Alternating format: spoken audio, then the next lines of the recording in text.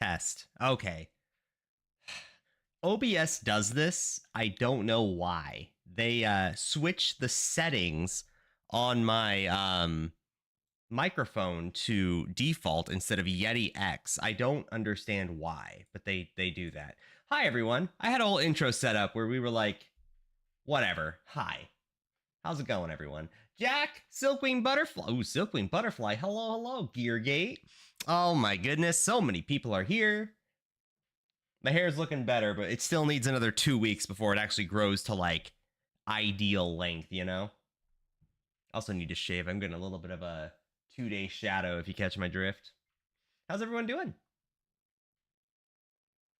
Hello, hello. Oh my goodness, are you guys excited? Are you guys as excited for the new gems as I am? Because boy, oh boy, I'm hearing some good stuff. Everybody's freaking out about Wild Strike. I don't know why, but we're gonna find out why. All right, we're gonna find out together. Okay.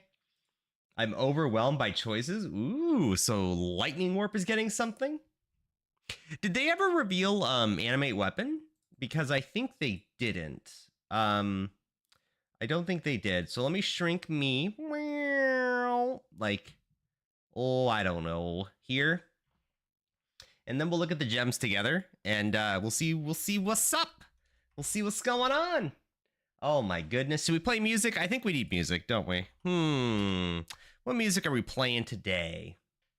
Panda cry for help. I updated the POB, included different things before unique gems. I think I managed to fix the accuracy and crit a bit, added accuracy cluster. Ooh, yeah, we'll take another look later, but it's going to be like 2 hours from now because we got to go through all the gems and stuff. What are we listening to? I don't even know. We already listened to Star Guardian recently. Have we listened to Diana Sessions? I don't think we've listened to that in a while. It's my least favorite of the three, but it was their first crack at it. It's a vibe. It's all right. It's copyright free. I get it. All right. So here, oh, 1 day, 18 hours, boys and girls. Oh my goodness. So let's do the FAQ in case this gets updated. I already see Ice Golem of Hordes. I'm not going to click that. What gem level elemental hit is it based off of? It's not directly comparable. Okay, so it's weak.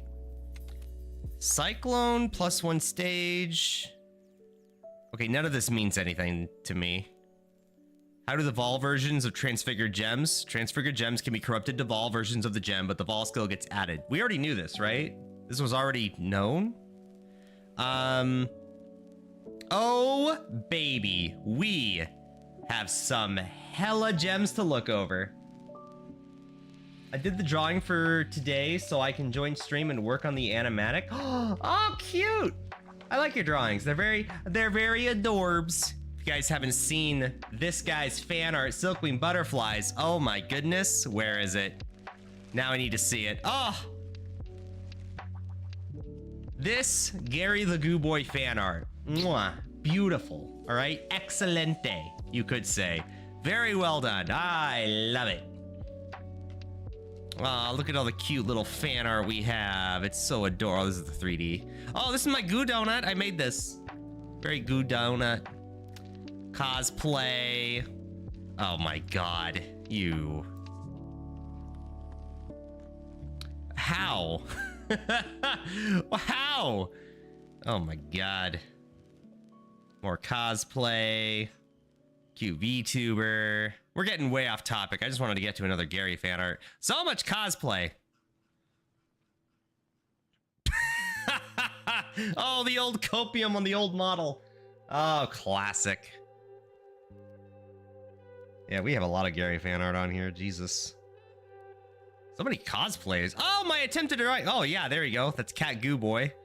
That's from Casavia. And then this is my attempt at Ari before I screwed up the chest, but her wrist looks great. I'm proud of that. Her face looks pretty good, but I feel like I just screwed up the chest so much that it just ruins everything else that I just stopped. I also like this arm. This is actually a pretty well done drawing. I just think I screwed up. I just can't draw boobs very well, unfortunately. All right, back on topic. Gems. All right. Let's do this, baby. This is it. I'm ready. I see split arrow. Well, what do I see here just by memory? I see summon skeleton, 2 of them. I see 2 ray zombie. I see specter. I see lancing steel. Is that what that is? Or splitting steel? Probably splitting steel because we're in the S's. I see spark. I think I see 2 sparks on the top right there. I see spectral shield throw. Wild strike, but everybody was pogging about that in the Discord. I still don't know what they did besides it has a high mana cost or something. I see purifying flame as the first one. I see 3 golems. That's not contagion. I'm forgetting what the one at the skull is. That SRS? Is that what that is?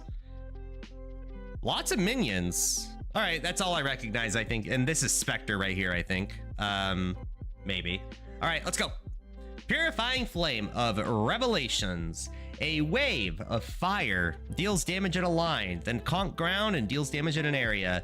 The larger shockwave then expands outwards, damaging enemies standing on conk ground that were not already hit. That's weird. That is super weird. It's weird because it's a one-hit move, right? Wave of fire, shockwave. It's not a 2-hit move, right? I see no righteous fire. Based. Righteous fire builds should have to build max HP for damage. That's the manic, all right? I'm gonna do a quick Gary drawing. Oh, that's so cute. Thank you. 50 fizz converted to fire. I don't know. Not vibing with me. The only way I would use this if I had to would be I would do it on Chieftain. I would do totems with this. That would be cool. And the reason why I would do totems with this is because conk ground will go everywhere. And even if the totems miss, like they'll all be hitting the same, like they'll all hit the shockwave, right? Even if they shoot off in the middle of fucking nowhere, if the boss has ads everywhere, they're all gonna get hit by every totem's cast. I would do this on totems, but that's like the only thing I could think of. Ideally on Chieftain because it's all fire, but grain of salt. Hierophant's probably pretty base too, but that's, I don't know, totems. Hey, there you go.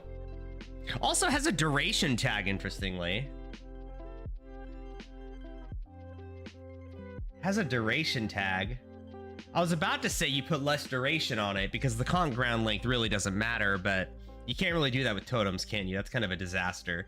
I think less duration attached to a totem actually means it lasts less long, which is not fun.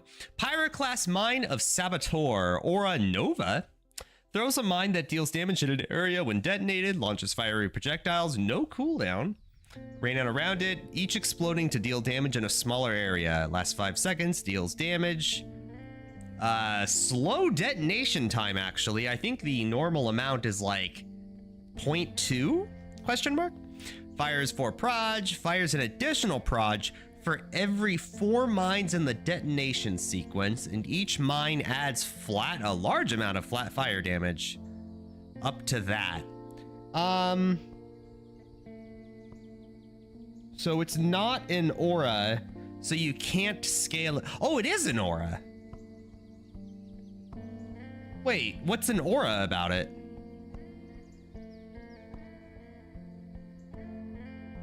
Oh, against enemies near it. That's the aura. Oh, wow.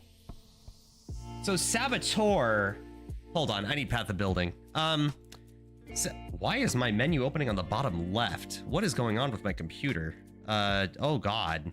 Why? What is? Hello? What is up with my computer right? Why is my start menu in the bottom left? I have my fucking Windows 11, man. I swear to God. And now I can't search anything because it's on the bottom left. Oh, dearie Lord. Okay, hold on. I need building. Wait, I don't know where I installed. Oh, there it is. Jeez, freaking computer, man. So Saboteur has 150% increased infective auras.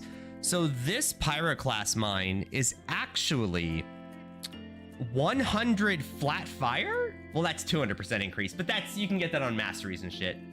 So you can get 100 flat fire and 150 flat fire for every mine in the sequence.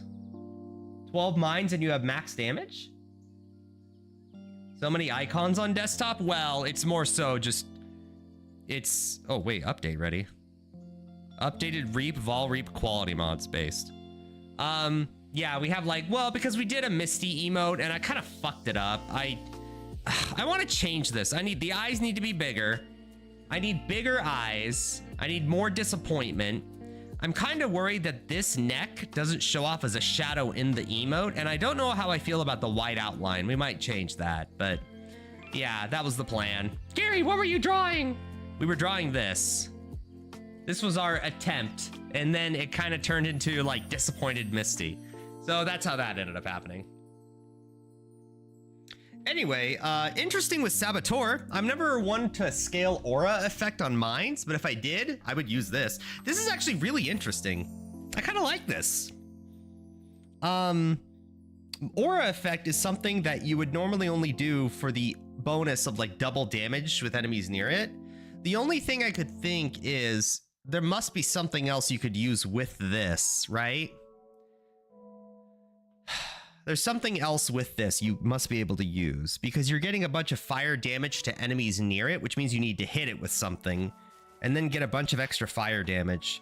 Maybe like Molten Strike? I wonder how this would work with the new Molten Strike, because new Molten Strike, fuck like base damage and shit, just have super high attack speed. So every 5 hits you launch out like 4 projectiles or 3 projectiles, each adding, you know, 12 to 1800 fire damage as long as you have a bunch of mines near it. That would be interesting. I might, it's too soon to say. I'm thinking about like second builds now. At this point where, unless I see something truly incredible here, we're dedicated to the DD. Fonzie, hello. You haven't seen how this goober cleans his desktops? You know what? Good point. It's time. New computer, baby. New folder. Desktop 1.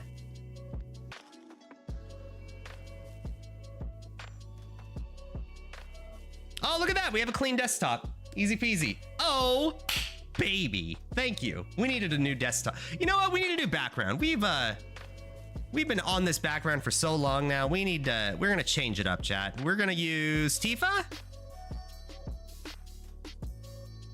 Yeah, let's do Tifa. I like Tifa. View hide icons, Pog. Fuck using totems. Ancestral Mines is the new meta? Oh, God. Support miner? No, not at all. Well, maybe for some nerds. If I did this... Well, didn't somebody on Reddit post like a stupid ass like Nyaga Hamahu's axe with like the projectiles that shoot out and shit? That's stupid because the new Molten Strike has a negative attack speed. Okay, never mind. Don't do that. But it is interesting that you could do the new Molten Strike, get that 1000% more damage, and just slap a bunch of these mines everywhere. Because, yeah, you don't even need a huge reservation on it at all, really. As long as you have enough reservation, you're basically reserving your mana for having just a shit ton of flat fire. I would maybe attach this to increased AoE. I don't know. That might be like a second build opportunity, something like that, where we can kind of scale the fact that we're throwing out a bunch of mines, but not actually blowing them up. We're just using it as like an aura, right? Which makes Saboteur interesting. Well, no, actually. Well, no, I guess if you're going to do this, you want to do Saboteur, right? It's interesting. I don't know. Aura effect doesn't actually make you do more max damage on the fire cap. It's just you reach that cap quicker. 3 mines equals a level 20 anger. That's why I'm saying, like, wouldn't it be interesting to do the new Molten Strike, get that huge multiplier, go just stupidly high attack speed? Or hell, you know what? You're doing Saboteur. I bet you could do something goofy with trigger bots. It is added fire damage to hits, not with attacks. I wonder if you could do like a goofy spell or something that just hits 1,000,000 times, and you trigger it with trigger bots, and then you just have a bunch of added flat fire and everything. I don't know. Whatever. It doesn't really matter, but you know, it's interesting. It is it's interesting, that's for sure. All right, next. I like this a lot. If I played Mines this league, I'm probably gonna do this. Rage Vortex of Berserking. Low attack speed, hella low damage. Spin with a sword or axe to deal damage in an area around you. If you have at least 10 rage, create a rage storm attached to you that repeatedly deals attack damage to enemies inside based on your attack speed. The rage storm consumes rage at an accelerating rate and ends if you run out. Oh, so it replaces Berserk at less of a rate. Interesting. So Berserk starts at 5 rage a second. This has 3. Well, this is for Cleave, right? The new Cleave? This is like, new Cleave can sustain this all day, every day. Because you want super high attack speed on that anyway. And you're going Rite of Ruin, Berserker, with like bunch of rage stacking and getting like 90 rage, right? With the new Cleave. And then you use this. Well, I mean, you're gonna use it on something and you could sustain Berserk forever. Hell, if you have enough quality, you can hit like 5 rage per attack. I mean, if you attack like 7 or 8 times a second, you're probably attaching multi-strike. So like 10 times a second, if you really push it, that's 50 rage a second. You could probably sustain Berserk and this for a long time. Lazy speedrunners Berserk. I don't know. Kind of makes me want to play the new Cleave. Because, like, I don't really like pressing Berserk unless I know it's on for basically the whole fight, or as long as I really want it to. I don't know. For me, it feels like it needs ashes, right? This feels like it needs ashes. You want to know why? Because Cleave, the new Cleave, needs quality, right? More quality means you generate more rage per hit. You think you can sustain this and Berserk at the same time for a long time? Yeah. Yeah, I do. New Cleave is the single best rage generator in the game. Unless you do something real stupid, I don't know. Unless you like build a whole build around generating rage. But New Cleave is really, really good at it, right? That's why I'm saying I kind of want... I think it's like mandatory you have like enhance or ashes with it just to get it to like 50 quality or something. So that way you can generate 5 rage a hit. And if you can do that and build around that, I mean, you're generating like 50 rage a second. Like, it's not going to be forever, but at that point, effectively it's forever, right? All right, anyway, it's interesting. Makes me want to play the new Cleave. I like it. So far, Pyroclast Mine or Totem Purifying Flame is what that is.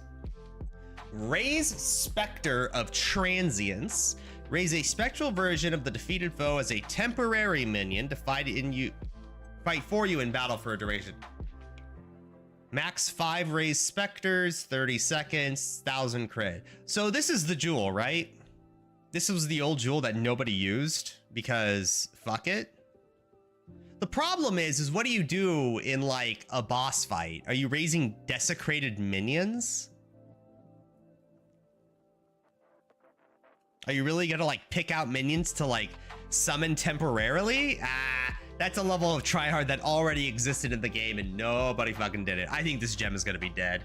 I don't think anybody likes summoning these, especially because they're level 70. You'd think if they were temporary, it would be like 78, 80, 84. I don't know. I don't like it. Well, I'm not gonna use it at least. I'm glad it exists, I guess. Yeah, you buy those super corpses and throw them on the ground in Uber fights. Lamau. Somebody's gonna try it, and then somebody's gonna cry when they realize their perfect Hydra has like 100 HP. Raise Zambo of Slamming. Raises a zombie, follows you, and attacks enemies with a melee strike at an area of effect slam, which cannot be evaded. Max 7 zombies. Oh, it's just raise zombie, but okay. So for those of you who don't know, who never played with zombies before, the slam is a DPS decrease. It doesn't, their basic melee strike, their little slash, the little Wolverine, that is, it does more damage than the slam, but the slam is AoE. So basically, if you're gonna map with zombies, you use this. If you're going to use zombies for not mapping with, but for like meat shielding or something, you don't use this. Actually, it's not even true. If you want highest single target damage, you use the new Ray zombie, the one that's like the basic one, because then the zombies will just melee attack the boss for the most damage possible. Whereas Slam was like, it took him a while. Ray's Zambo of falling. 15% chance to deal double damage because of the quality. Minion hits can't be evaded. So they said attack speed affects the fall rate, right? It's an attack to like fall to the ground.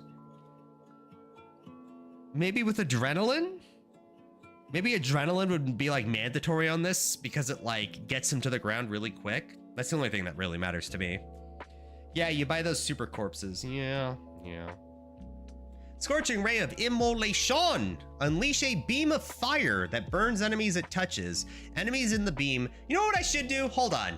Before I even read on, let me think about the original Scorching Ray and see how close I get to the remake. The original Scorching Ray had great. It exposed if you just stood there like a moron and just targeted the boss.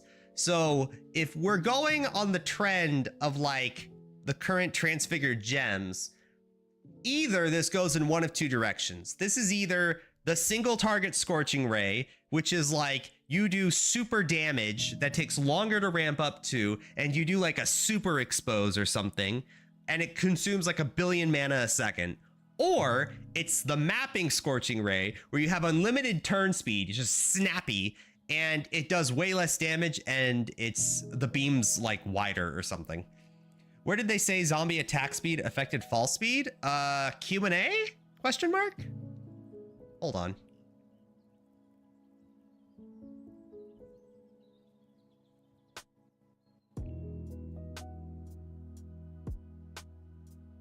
How much damage does raising attack deal? Zombie limit matter? No. Where did I see it? Did I make that up? No, I didn't make that up. Hold on. I didn't make that up. Where's Path of Exile? Swatch22, hello! Have I seen you here before? And you followed, what the fuck? Oh my goodness, hello! Hi! You're great first impression. You got me buttered up. Where are you from? How's life? What do you do for a living? I maybe have made that up, Fonzie. I don't know. I guess it doesn't? Oh. Maybe I dreamed it? Guys, I'm gonna be honest. I've been dreaming Path of Exile because it's all we've been talking about for like the last 4 days. Oh God. No, I'm new. Well, welcome. I'm league starting. Hey, you ready for this hot take? Detonate Dead Necromancer. We're doing on hit, but unlike everybody else, you son of a bitch, okay, don't assume, all right? Unlike everybody else, we're gonna transition into Bowcock. Which Bowcock skill? Oh, baby. Have you ever seen, I've shown this video every day, but I'm proud of it in the sense of like, I'm gonna do it. Have you ever seen Mathel's Volatile Dead? Wait, not that video. That's the worst one. This one. Hey, where's my Breachstone, baby? Give it to me, Mathel. Come on. Show me. Oh, baby. This is what we're gonna build. We're gonna transition into Necromancer, Cast on Crit, Volatile Dead, DD. Bowcock VD isn't some super unique niche build. It is to me, and it looks amazing and so much fun. And we're gonna league start it. We're just gonna start with self-cast DD. It's got chat. We're gonna kill Ubers with it. Actually, no, we're not. But we will kill Pinnacles. All right, we'll get there. We'll get there. I'm glad I found one other person who's also doing this build. Bounce ideas off of to fine tune it. Remember, I'm kind of stupid. So, you know, when I say something, it's not from a place of authority. It's a place of moronic stuff. Moronic stupidity. Nailed it. Bowcock! It does look fun though. Hell yeah, it's fun. Oh, it's great. We're gonna kill the bitrate with it? Good. Show my internet who's boss. Gary's internet's gonna melt? Exactly. Oh, guys, I can't wait until we get 2 gigabit fiber for like $70 a month. Guys, what do we do with that much output? We stream on YouTube at 1440p HD, baby. 1440 at 60 Oh, it's gonna feel good. Twitch doesn't get that though. You guys get 1080. Sorry, you're not good enough, I guess. Well, being here so far allowed me to fine tune it at least a little bit more. Well, Fonzie knows his shit. He's really good at pointing out when you make a mistake in a good way. I got a question for you. The new Flame Blast gem yesterday with the large to small radius. Would you play Inquisitor and stack strength for Iron Will or Elementalist? What would I do? It's really hard not to play Ignite this league. Ignite's really, really good for league starting. And especially if you league started, I would go Elementalist and scale Ignite because it feels really good, but it's hard to turn down Iron Will either. Like Fonzie loves Iron Will, and I respect his Path of Exile opinion a lot, but that's what I would do. Plus you get to plus it's gonna be fun to have the big circle and then have a wee little poo-poo, and then pop, do a bunch of damage. What's what Iron Will for on hit? Yeah. Inquisitor because I hate dying based. All right, next. Oh right, Scorching Ray.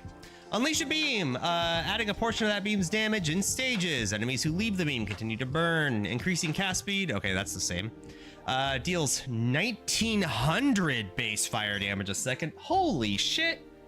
The new gems are on POB, right? What is that feels like it's double. Yeah, 780. Holy shit. It's more than double. That's I saw Soul Rent. Wow, that's triple. Wow. Base duration is 3 seconds. Modifiers dispel damage also apply to this dot. Burning debuff can have a max of 8 stages. Additional debuff stages add 14% of damage. Oh, but it scales worse. Oh, interesting. So everything mechanically about it is the same, except you do higher base damage, but you scale worse. So it's better for mapping, right? Because when you map with Scorching Ray, all you do is you hold right click and you swipe the screen and then you move on, right? That's mapping with Scorching Ray.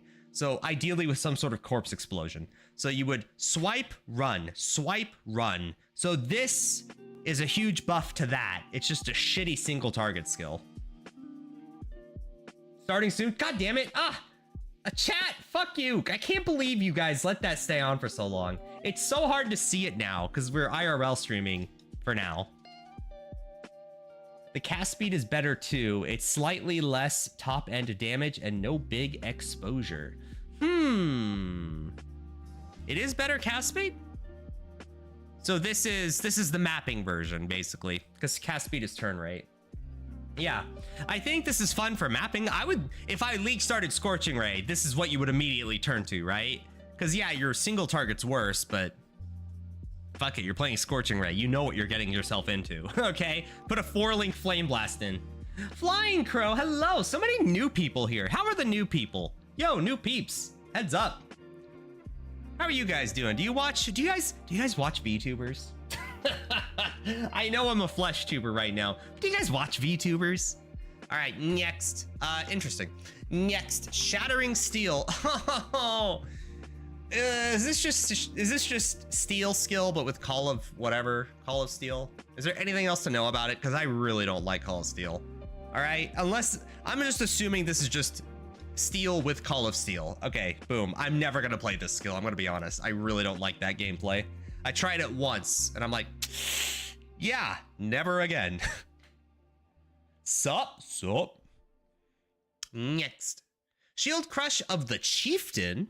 Swipe your shield, dealing area damage in 3 waves in front of you. Enemies can be hit by 2 of the waves, so that's mechanically the same. Base fire damage. Added fire damage per 15 armor. Deals up to 10% more damage with hits to closer targets, which is all of them. Central Wave has 88% more AoE, but not more damage. Okay. So you're dropping the evasion scaling, and there's probably no way to give this crit from Energy Shield unless you're doing like a mastery or something. It feels weird to have the early game Shield Crush trans version. Shield Crush looks not good. Don't watch them. Smart. Listen, some of us... Chat, I know my weaknesses, okay? Some of us are VTubers who watch HoloLive. Now, I know what you're thinking. God damn, Gary, you are so freaking cool. And I know. I know, okay? I know why you people watch me. I'm the coolest guy around, okay? But hear me out. Based. That's what that is, all right? That's my argument. Weebs in? No, weebs out. VTubing isn't weeby, okay? You guys make it weeby. I feel lukewarm about this. Also, it's kind of funny it's called Chieftain. Isn't Chieftain terrible for like on hit shit? Why would you ever play this as a Chieftain? God, my controller, I'm gonna move it. Oh God, it's so annoying. Why would you ever play this as a Chieftain? What's the benefit? Isn't Chieftain better for like dot fire damage? Or like not this, like righteous fire shit? I feel like explosion maybe? No. If you're gonna play this because you're hitting with it, wouldn't you rather do like an Inquisitor? We called it of the Chieftain because it's worse than it was before. That's a good one. Siege Ballista of Splintering, Projectile Totem Bow. Summons a Ballista Totem that attacks with forking arrows, requires a bow. Projectiles fork one additional time. Summons a Ballista Totem which uses the skill. 40% for an additional proj when forking. I feel very weird about fork. The only reason I would ever be interested in this is, isn't there a unique quiver that deals with fork shit? There's one, Rigwell's Quills, was that what that was? Oh no, Arrow's Fork, that's why everyone used it. Oh, 200% increased crit chance with arrows that fork, but it's a bow.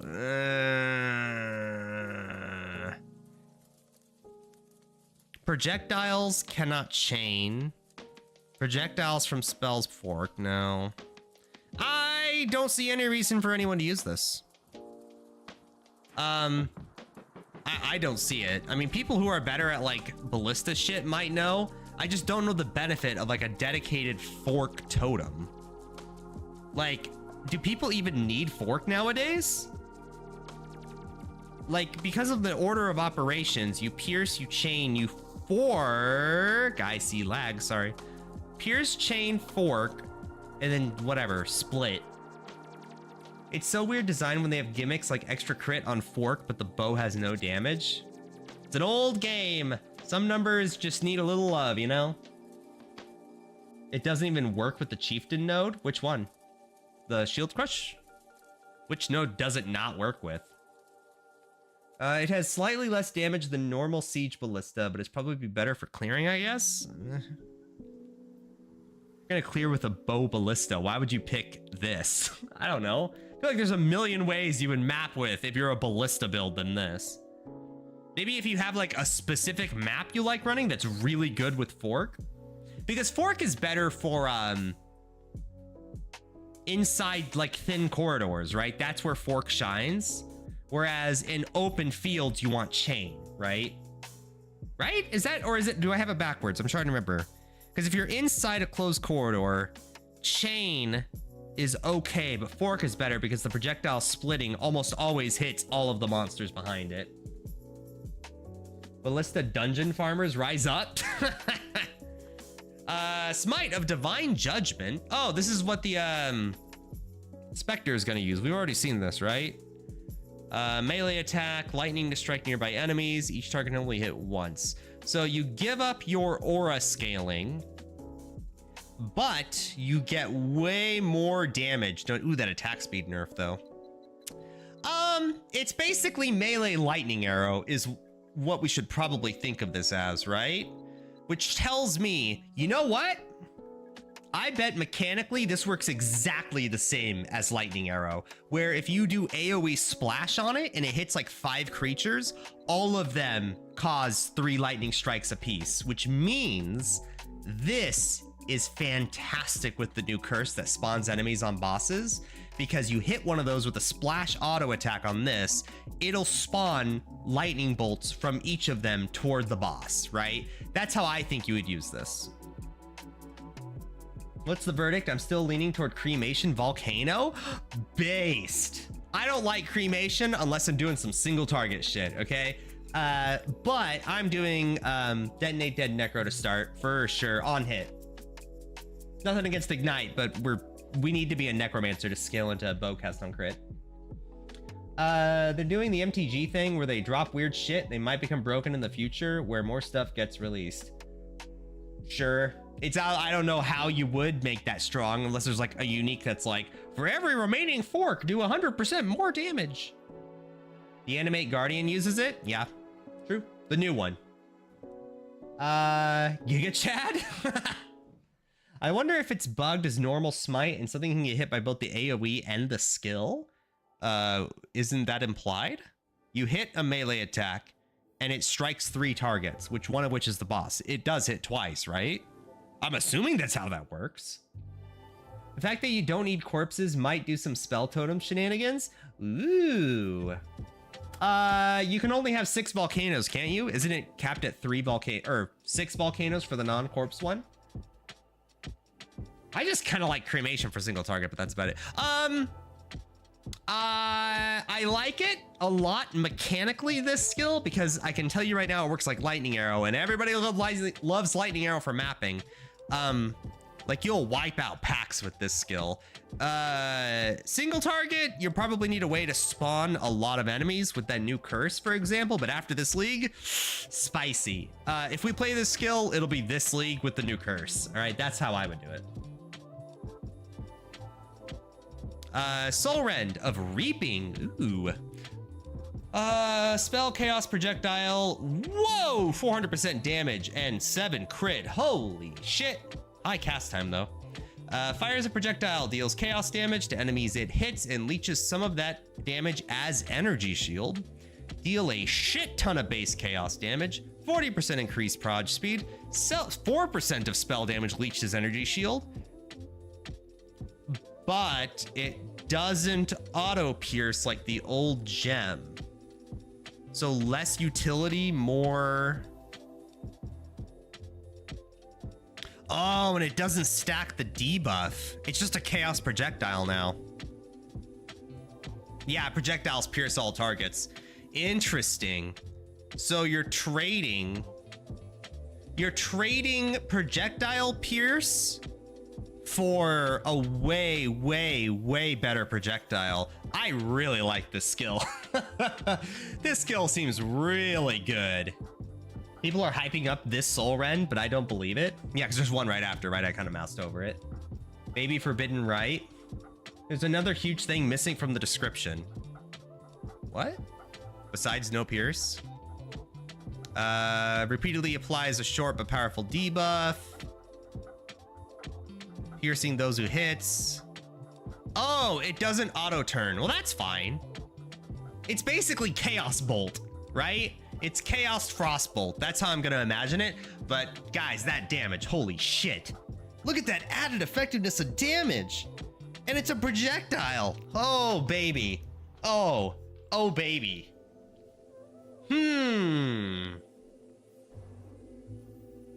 What if you put this... I got a weird question. Would this be good as a Deadeye totem build?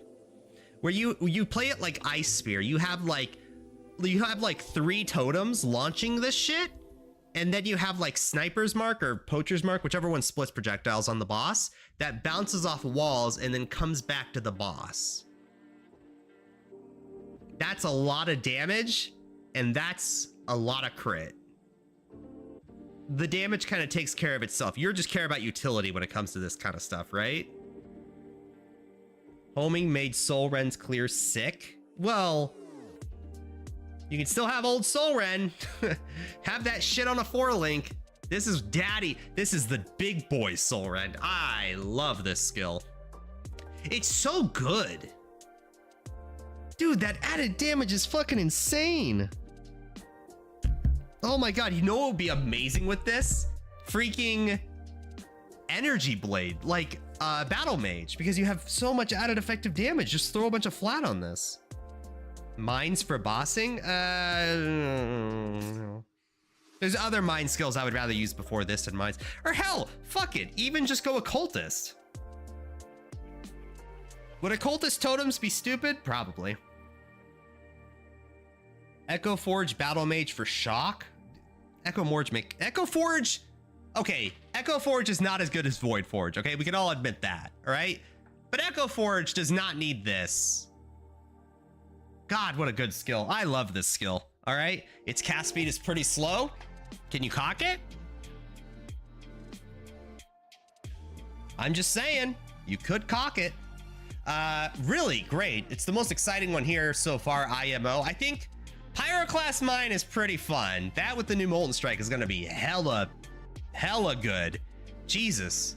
If you have your capped out damage, that's like, what, 4 angers? That's a lot of extra damage. But holy shit. Hell, even combo these two. Throw on an extra 1200 to 1800 flat fire damage that then gets 400% fucking multiplied. Do a shit. Yeah, fuck the chaos damage. That's just extra. Scale it other ways. There's so many ways you could play with this. It's so good. Oh man, I want to play with that. We're doing something with that this league for sure. I don't want to league start it, but I want to do something with it. That's pretty exciting. Single target soul rend. Damn, and it's got 40% proj speed on the quality too. So that goes up with an ashes to 100% increased proj speed. Ooh, baby. Dragonkin, hello. Welcome to the gem stream, where this is way more exciting than yesterday. IMO. That Pyroclast Mine looks hella exciting. The Divine Judgment's melee lightning arrow. And then this soul red is insane. I love it. Great. 10 out of 10. A tier. Next, Soul Rend of the Spiral, which has different tags. Hold on. Chaos Spell Projectile, AoE duration. Okay. Oh, it doesn't have AoE anymore. That's fine. You just treat it like Ice Spear. Wait, hold on. Going back to this Soul Rend, is this the highest damaged projectile in the game now? Because Fireball is 370% added damage, but it caps at like 2400 base fire damage. This is 2600 chaos. So Fireball has innate splash, but this doesn't. This is just a one target deal. Okay, this is a pretty good gem. Soul Rend of the Spiral though. Fires a series of projectiles in a spiral that turn towards enemies in front of them, damaging and piercing through those they hit, and leeching some of that damage as energy shield. As projectiles travel, they repeatedly apply a short but powerful... Okay, so it's the old Soul Rend, but fires 5 projectiles in a spiral.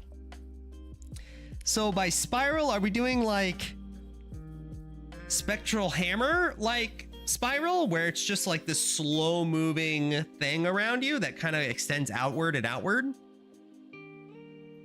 I don't like that gameplay much, the Blessed Hammer or whatever. I'm not a fan of that, but that is a lot of damage, and you get 5 projectiles. You could scale the duration.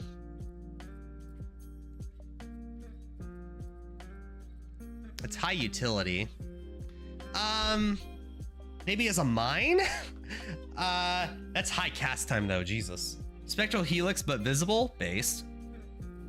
Yeah, but it's kind of clunky looking. No inbuilt pierce, no AoE, and 1 proj. It's gonna need a lot of help. But it has damage though. Listen, chat, I'm gonna level with you, okay? Any gem in the game can work if it has enough damage, and that Soul Rend has damage. It's the one thing it has, right? Huge crit. I think it's a great spell. This one though, I'm a little more queasy on. I don't really like Blessed Hammer gameplay, and this is just spell Blessed Hammer, so maybe it's some people's forte. I would throw this in a mine if I played it, because the cast time is so shit. But woof, I wouldn't even cast on crit this. I'd 5%. Yuck. That added damage too. Yuck. It really is just a mapping thing, but I think it's so weird. I'd rather just play a Nova spell. Pass on me for this one. But that Soul Rend though, I love it. That Soul Rend is the highest hit for a prod spell, yes. Oh, I'll make it work, all right? Next, Spark of the Nova, spell projectile duration lightning. Launches unpredictable sparks in all directions that move randomly until they hit an enemy or expire. Fires projectiles in a circle, 14 projectiles, some lightning damage. Why does it have the Nova tag? Is it because they don't want it to astral project? So no astral projection on the Spark Nova skill? That's kind of funny. So no Nova on the Nova, huh? Everything else about it's just Spark. I'm sure Fire Bun Bun is gonna use this all day, every day, because she loves Spark and Spark loves her. Also 64 mana cost, oof. On which one? On this one? Oh yeah, shit, yuck. 26 mana? I'll make that work, baby. Spark of the Nova, I don't like Spark. It's a really, really good spell and it's overpowered and everybody uses it, so I don't like it, okay? We have standards here, okay? Fire Bun Bun lost Poison Spark. I think she likes Spark mechanically, not specifically poison, so I think it's fine. Spark of Unpredictability. Also, you can still, fuck, the bow. You can still make it chaos. It's not Zoph's, is it? The one that converts lightning to chaos? One of them. It's a popular bow. Spark of Unpredictability. Spell projectile duration lightning. Launches unpredictable sparks that move randomly with large differences in speed and distance until they hit an enemy. Damage is, I think, lower than the normal one, right? 1700, 8 projectiles. 1900, 7 projectiles. 190, 160. Higher base, lower scaling, but you have random projectiles and you have an additional proj. I'd have to see it. It might be great, it might be shit. Seems like it'd be better early on before you have like a ton of proj speed before you can make regular Spark really, really good. Voltaxic Rift, thank you. Thank you. I'd have to see it, and I'm not really a Spark guy anyway, so whatevs. Spectral Shield Throw of Shattering. That attack time though, Jesus. I don't know if that's actually basic or not. Throws a spectral copy of your shield as a proj, which cannot pierce, deals offhand damage, augmented by the evasion of the shield. When it collides with something, it will shatter, launching a number of smaller shards. Modifiers that cause additional proj will be fired to add more shards, not more copies. Shard projectiles deal 25% less damage. Base cold damage. Oh, it's like the... Okay, so Shield Crush is fire. This is cold, and you deal a bunch of added cold from evasion on shield. I mean, the thing about hybrid scaling, though, on the original gem, because you get flat fizz for 15 armor and evasion, right? You could get a lot on a hybrid piece on a shield, right? Because your total flat numbers are higher. So you're giving up armor scaling, going pure evasion, and in exchange, getting flat cold damage that you don't fizz to cold instead. So you lose a lot of hatred damage. I feel like you, if it was like flat fizz converted to cold, it would be kind of amazing.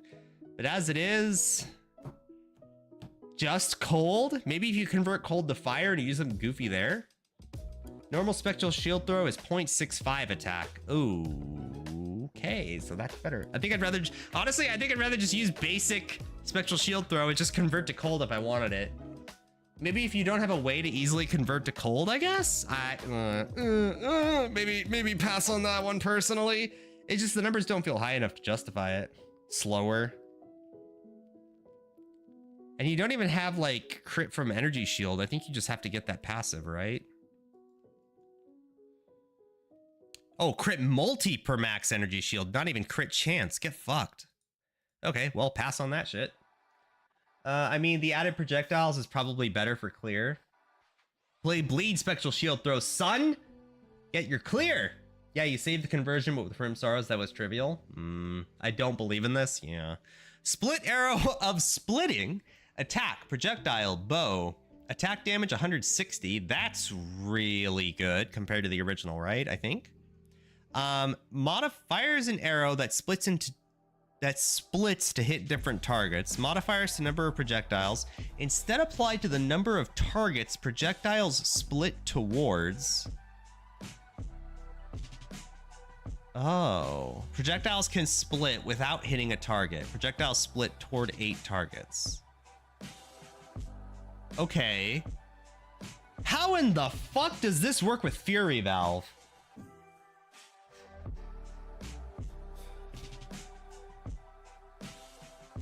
Because Fury Valve takes all of your projectiles, puts it into one arrow that then like shoots them in random directions, right? It could all be in a straight line. It could be in a perfect nova. But with Fury Valve and this, how does that work?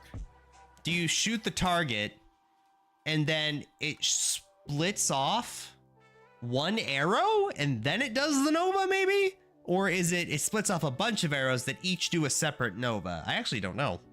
That's such a... Fury Valve is like one of those big question marks that you have to test with, you know? I don't know if I would take it even if it had the same attack speed. Yeah. It's weird. Just mechanically on its own, it's a weird skill. Because you have to ask yourself is why would you use this over like Power Siphon, right? Obviously it's bow versus wand, but you know, each have their own advantages. Or why wouldn't you just use regular split arrow? Like the damage is cool, but Arrow Nova is already like a thing in the game that not many people use outside of like Caustic Arrow. I just don't know split behavior well enough for a bunch of these. I would need to see. Yeah. I don't know. It's weird. It's weird. I don't know how I feel about this. I feel the same way about this as I do like Arrow Nova, which is meh. Maybe good for bleed bow clearing. Is it? Because I feel like split arrow itself is already, you have added fizz, right? Yeah, you have 120% and you have higher attack speed anyway. So this has 100% attack speed, 160 base or scaling. This is 110 attack speed and 120 scaling, but you have flat fizz. And your split arrow, which is like one of the best arrow skills like in terms of feel in the game. Maybe it worked for bleed? I guess if you have bleed explosions, anything can work, but you really want to play this with bleed? All right, it's a thing. It's a thing. I mean, it'll help out snipe builds, I guess. Anyone who gets baited into that. Splitting steel of call my fuck that gem. Holy shit. I don't like call steals, okay? I don't like call of steel. I don't like shattering steel. I don't like splitting steel. If it has steel in the name, hard pass. Okay, not my tempo in terms of like gameplay, you know? Hi, sorry for being late. Don't make me whoop that ass, all right? I'll bend you over. I'll smack it. Don't think I won't. Too much text, skip. Just leveling gem anyway. Based. Next. Summon Chouse Golem of the Maelstrom. Chaos minion spell Golem summons a Chaos Golem. The Chaos Golem can cast a powerful dot Chaos aura that withers enemies in addition to its melee attack. Oh, but you lose the fizz. All minions have a chance to inflict withered on hit, or is it just this minion? It's probably this minion, right? Oh, yeah, it's just this minion. Interesting. So you're giving up fizz reduction in exchange for your golems to cast a spell. Well, that's kind of cool. So it casts a dot chaos aura that inflicts withered on hit as well. Interesting. So if you're doing like poison SRS, this is a great golem to have, right? It's just extra damage.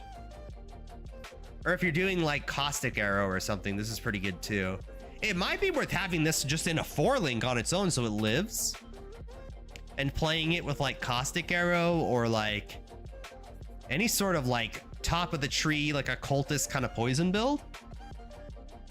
You get an extra golem for 2 of these, so you can have either on any build, mainly mostly utility.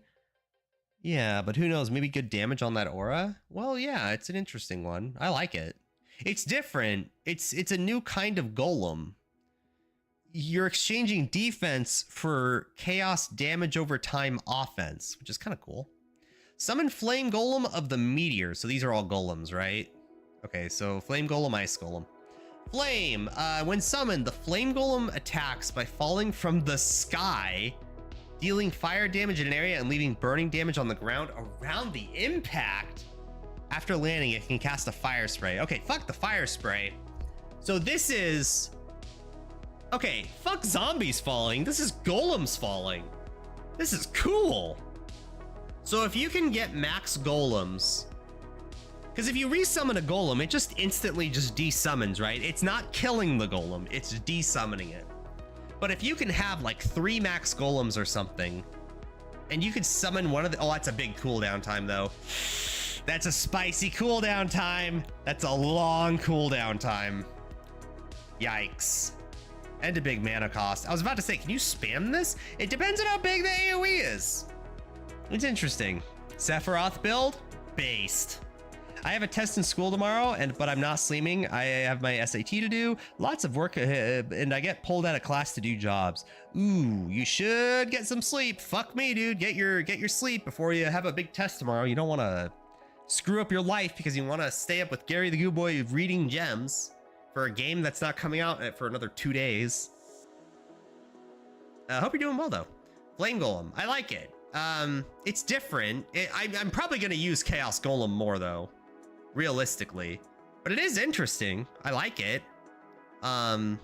It's different. Summon Ice Golem of the Hordes. The Ice Golem can use an Icy Barrage and a Chilling Spinning attack in addition to its melee attack. Minions have 40% cooldown, so that's all with quality, right? Oh, I thought it said 3, so I thought they all had 3. This has max 3 summon golems. So I'm assuming this can work like Sleep Well, Royal Faye in the YouTube chat. I'm assuming this works like a multi-totem setup, right? Where having 1 golem with max golems gives you max golems. So you could summon like Flame Golem, Ice Golem, and Chaos Golem just by having an Ice Golem out, right? Because it improves your max to 3. I'm assuming it works like multi-totem. I am not sleeping. Plus, I might just not go to school because I don't feel well. Aw. Back. All summon golem gems will have the Of Hordes transfigured variant. Oh. What? So we have Chaos Golem of the Maelstrom and of the Hordes? No, because the others would override your maximum. Is that how it works? Because when you have multi-totem on 1 totem and then a whole separate link for another totem, you can still have more max totems.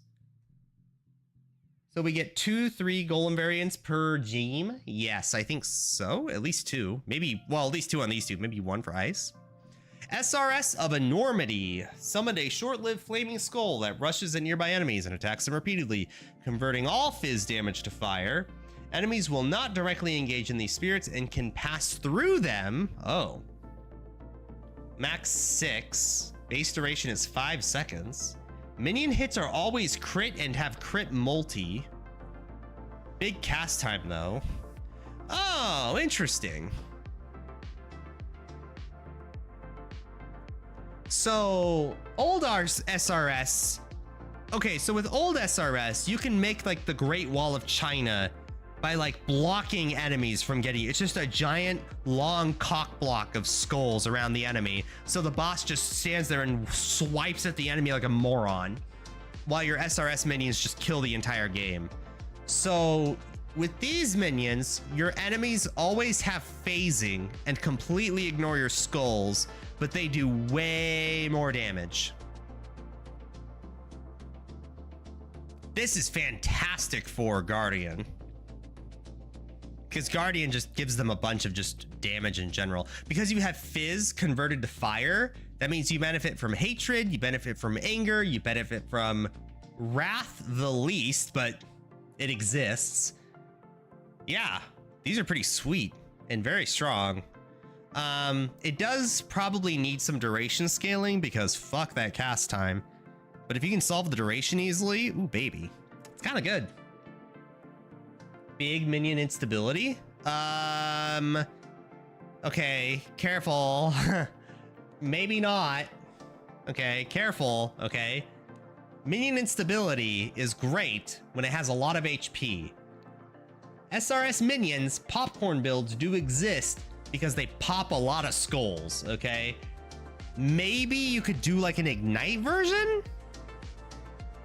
Oh wait, is it, hold on. Minion instability means the minion hits the enemy with the explosion, right? So minion instability crits when you use it with this. Oh. So you don't need ignite chance.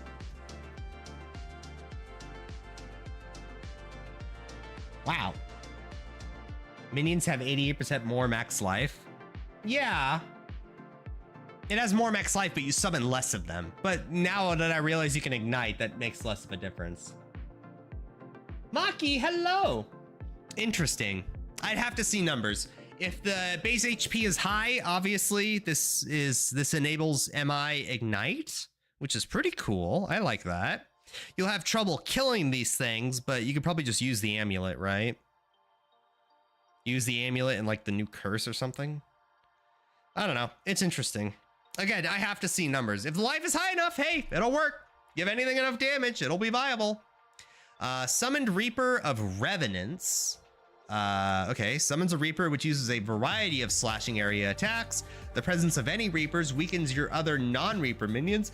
Reaper will consume. It's the same, right?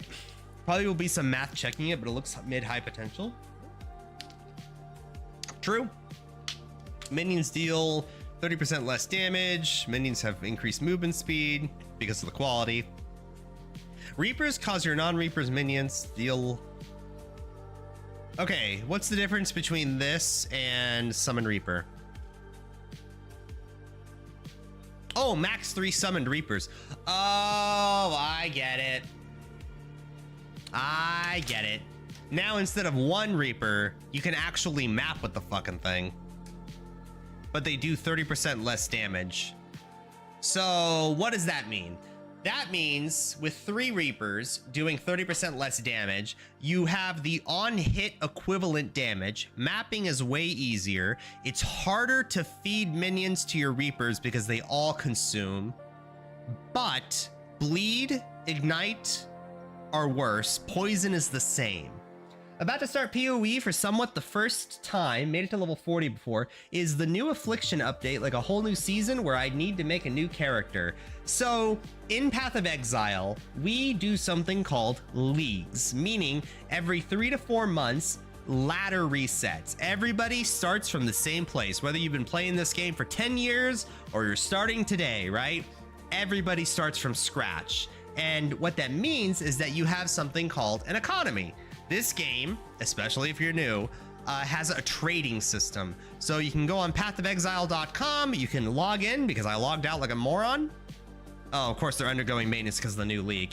But basically you click on trade and you can trade currency items in the game for other items. And the reason why that's exciting is because with the new league, all of the items are gonna be brand new. Everybody's gonna be playing, so you have a huge population and then you just have fun. I like it, but Path of Exile is one of my favorite games. I flew to New Zealand for ExileCon, baby, so put my money where my mouth is. I have no idea how you found me in the litany of Path of Exile streams, but hi, welcome, new person. Both Reaper gems look interesting, but don't know if it's actually good. The 3 Reapers can't use the active skill. Well, that's fine. You're not using summon. And you followed. What the frick? Oh, thank you. I appreciate that. Listen, you may think it's like too much to thank a follower, but when you're a small streamer, let me tell you, it feels good. It does. I'm not gonna lie. I can't lie. It feels really good when somebody follows. Like, ooh, new person to get to know.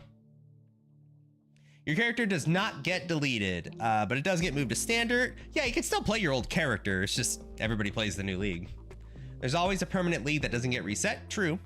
Boo, why doesn't the follow message take up the entire screen? Wait, what?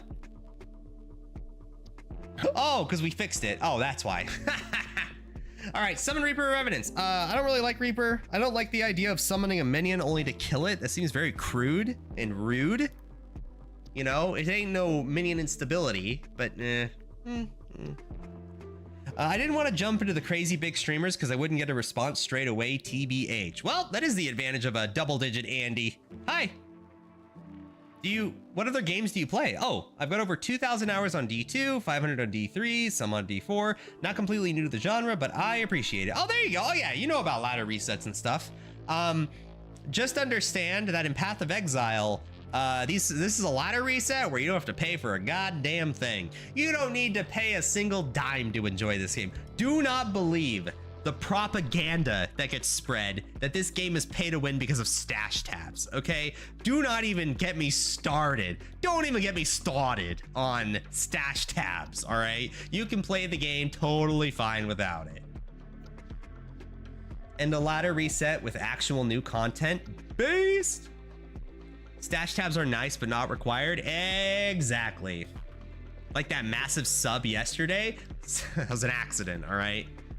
PoE is not pay to win, it's pay for convenience.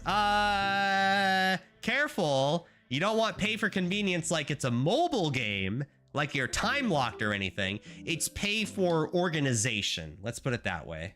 Pay for organization, okay? The propaganda by Gary's imaginary strawman. Exactly. Next. Reaper of Eviscerating summons a powerful Reaper, which passively follows you without attacking enemies. Ooh, utility.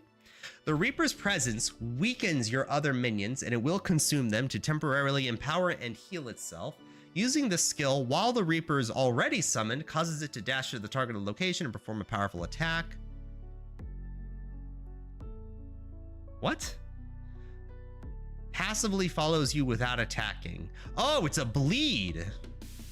Oh, that's cool.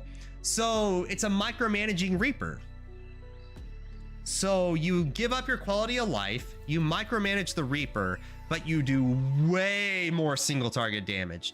That's cool. I like this. I like it a lot. This would be great on a Deadeye, huh? Because then you can rupture, and then this thing strikes the enemy while it's ruptured, and then you just do a shit ton of bleed damage. I like this more than the other one, which has like the fucking threesome of Reapers. This is pretty cool. I don't mind micromanaging a Reaper. I'm not a Reaper fan anyway, but if you're making me micromanage it, that means less people are gonna play it, which means I like it more. That's pretty cool.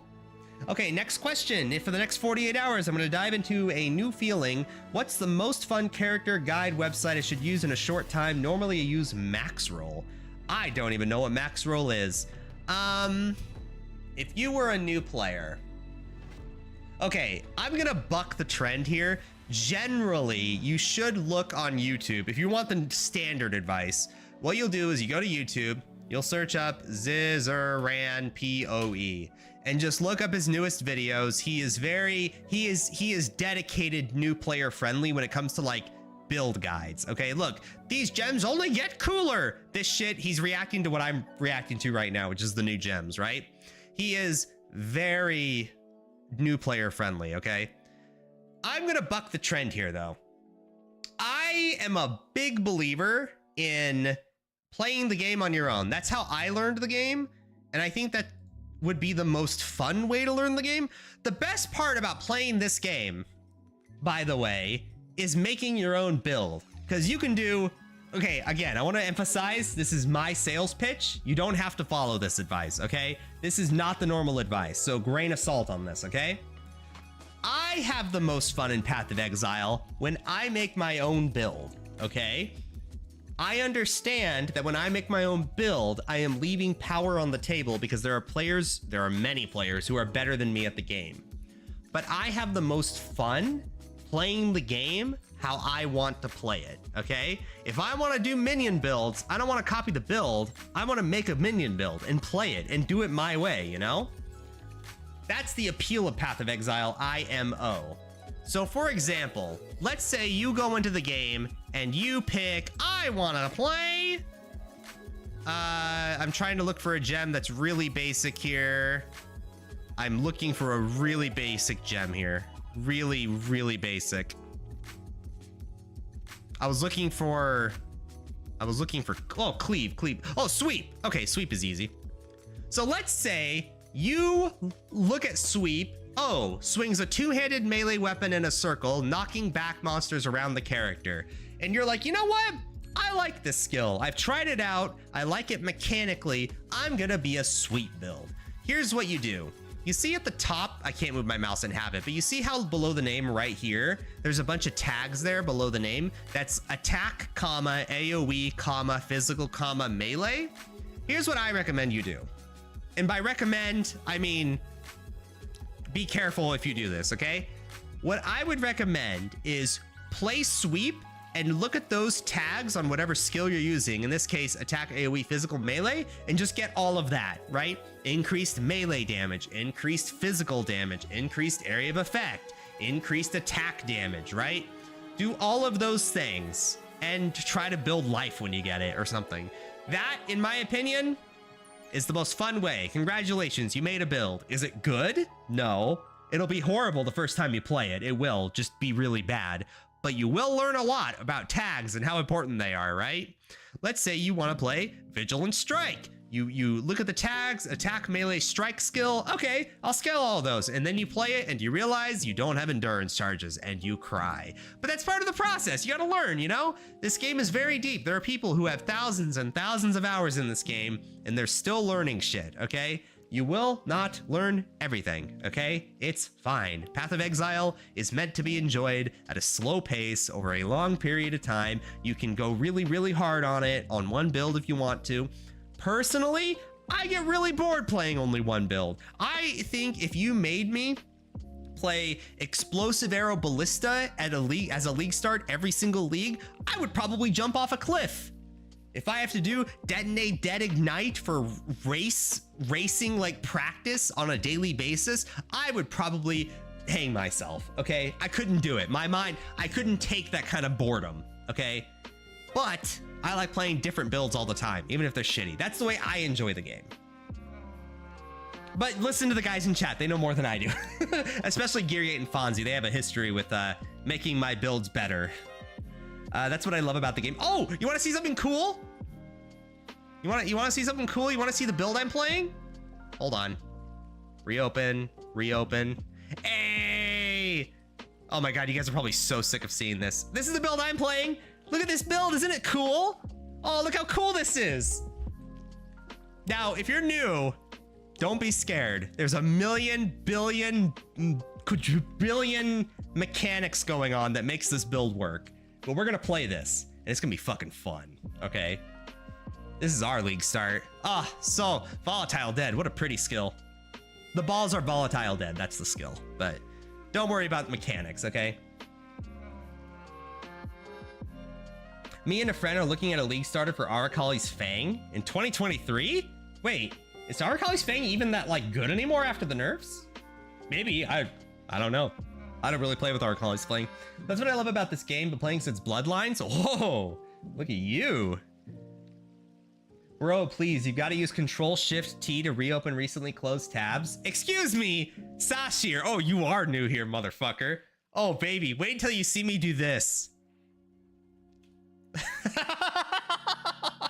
I didn't even realize you could Google in the tab until like chat pointed it out to me, because all my life I've been typing in google.com and then searching. All right, next. Stop distracting me, chat. All right, you're on my shit list today, all right? Gary is like if Quinn tried his best to be a Mathel while working PoE knowledge from 6 years ago. I'm gonna take that as a compliment. Thank you. Gary makes everything as inefficient as possible. No, I don't mind mechanically clunky skills. Lightning Warp Mines will be a good build one day, okay? rippling thoughts to trigger it too. You guys know that's gonna be a build. Who cares if it's good or not? I have a skin for Aracali's Fame that I've never used. Oh yeah, that was part of a pack one year, right? It was like a year ago. This guy really went out there typing Google into Google. Don't let the skin go to waste. Exactly. All right, next. All these new people here today. What's next? Oh, summon skeletons of archers. Ooh, dedicated archer. They fire arrows and die after a duration. We don't know how good these are, unfortunately. Previously, the archers sucked because their base damage was so low. If they use this as an opportunity to make the fizz damage higher, which they probably will, this is kind of great. Obviously, we don't know what the numbers look like on this because they don't on minion skills, but I like summoned archers. That idea is really cool to me because you can like put like GMP on there and stuff, or no, I'm forgetting new people are here. Greater multiple projectiles, you can attach it to this because it has a projectile tag on the minion that you don't see on this. It's interesting. I like it. I kind of want to play it, but we don't know the damage yet. If the damage is much better, I'll probably do it this league. I'll probably play an archer build. I wonder if you can attach barrage to this. Can minions barrage? Wait, does barrage support minions? I don't even know. It must be able to, right? Barrage support, attack, projectile support. Cannot support triggered skills, channeled skills, or skills that make minions. No, we got fucked. They saw it, chat. They prematurely fucked me, okay? I didn't even realize it. They didn't even lube me for it. I wasn't even ready. It diminished my dream before it even happened. The only bad skill I'm invested in is Frozen Legion. Is that bad?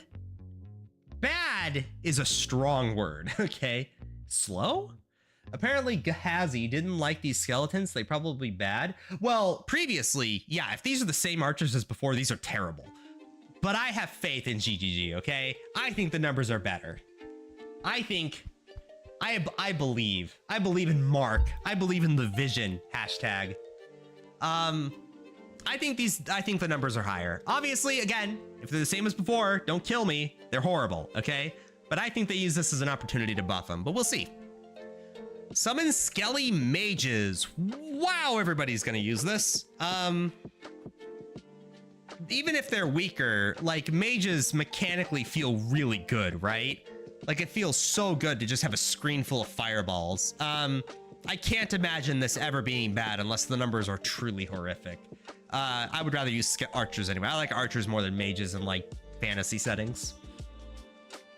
I don't trust GGG with PoE 2. What? No, I didn't say that, Geargate. Whoa, let's be careful. I said I will play PoE 2.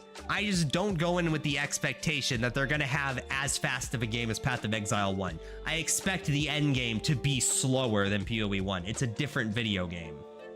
To that extent, okay, I'll enjoy PoE 2, but it is different. I just don't want people to like spore themselves or like City Skylines to themselves into thinking the game is more than what it is. I just hope it's good. I think everybody hopes it's good. Just don't hope it's fast.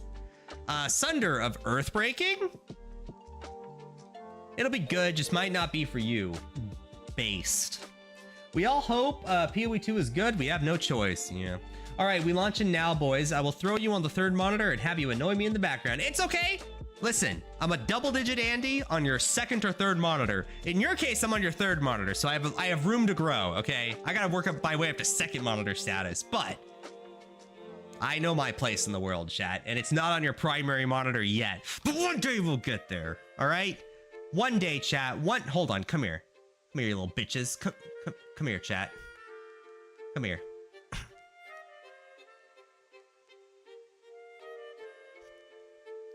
I'll make it there one day. Me and you, chat. We'll make it there one day together. Jesus, I need a button for that. Oh my God. No, we're not starting soon. Palm on my primary monitor. Oh yeah, priorities. Sunder, Attack, AoE, slam melee, big attack damage, slow attack speed, slams the ground, creating a wave of churning terrain that damages enemies in a sequence of areas in front of you. A number of enemies hit by the wave will release a shock wave, damaging other enemies around them.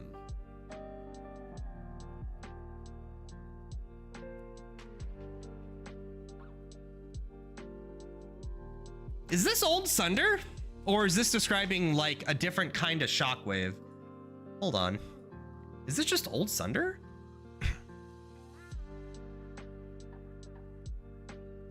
Yeah, it doesn't have the wave stuff. Sunder good? I only have one monitor? Oh, I'm minimized. Okay, you don't even see me. It is the Old Sunder. Oh, interesting. Well, what made Old Sunder great? It was Impaler, right? It was this. This is what made Old Sunder great. So it sounds like it's going to be the same, right?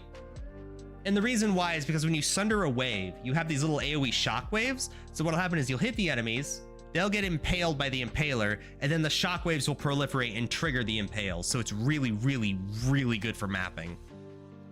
But mechanically, it's the same. So this should work? Is this an Impaler build? What made it great was being able to go to Rise's chat and call him Sunderboy. Dude, it's amazing how much that meme has spread. She started hissing at me and shit. She started hissing at me and shit, calling me Sunderboy. Okay, to be fair, you're actually on my third monitor, which is a 55-inch LG OLED TV, no flex, but you're so high res, I can see your thoughts. I'm 720p, motherfucker. Don't, listen, you're new, okay? Don't butter me up like I'm your girlfriend, okay? Wine and dine me a little. Warm up to me. Ask me how my day is going. Don't be like, oh, you're so high res, even though you're 720p. Oh, I love your content. You haven't earned it, all right? Listen, we parasocialize here, not lie to ourselves, all right? This version has pretty good attack speed too. I like it. I kind of wanted to play an Impaler build, and this just answered my question.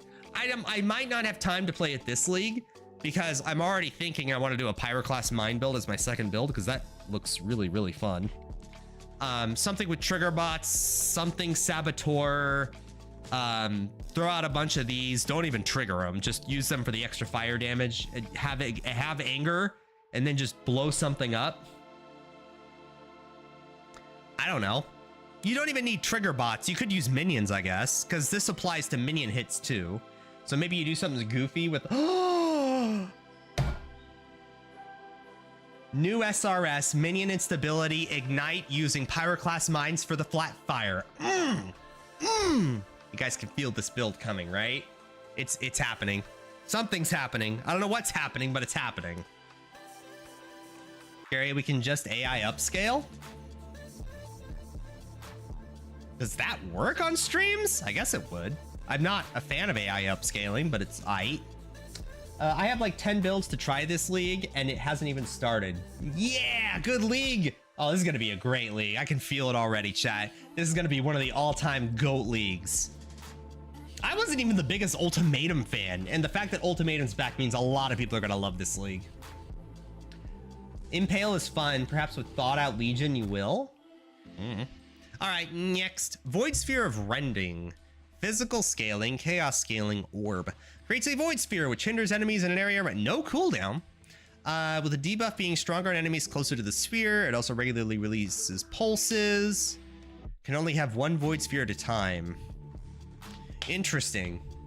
So it's a worse void sphere, but there's no cooldown, so it actually can be a main skill.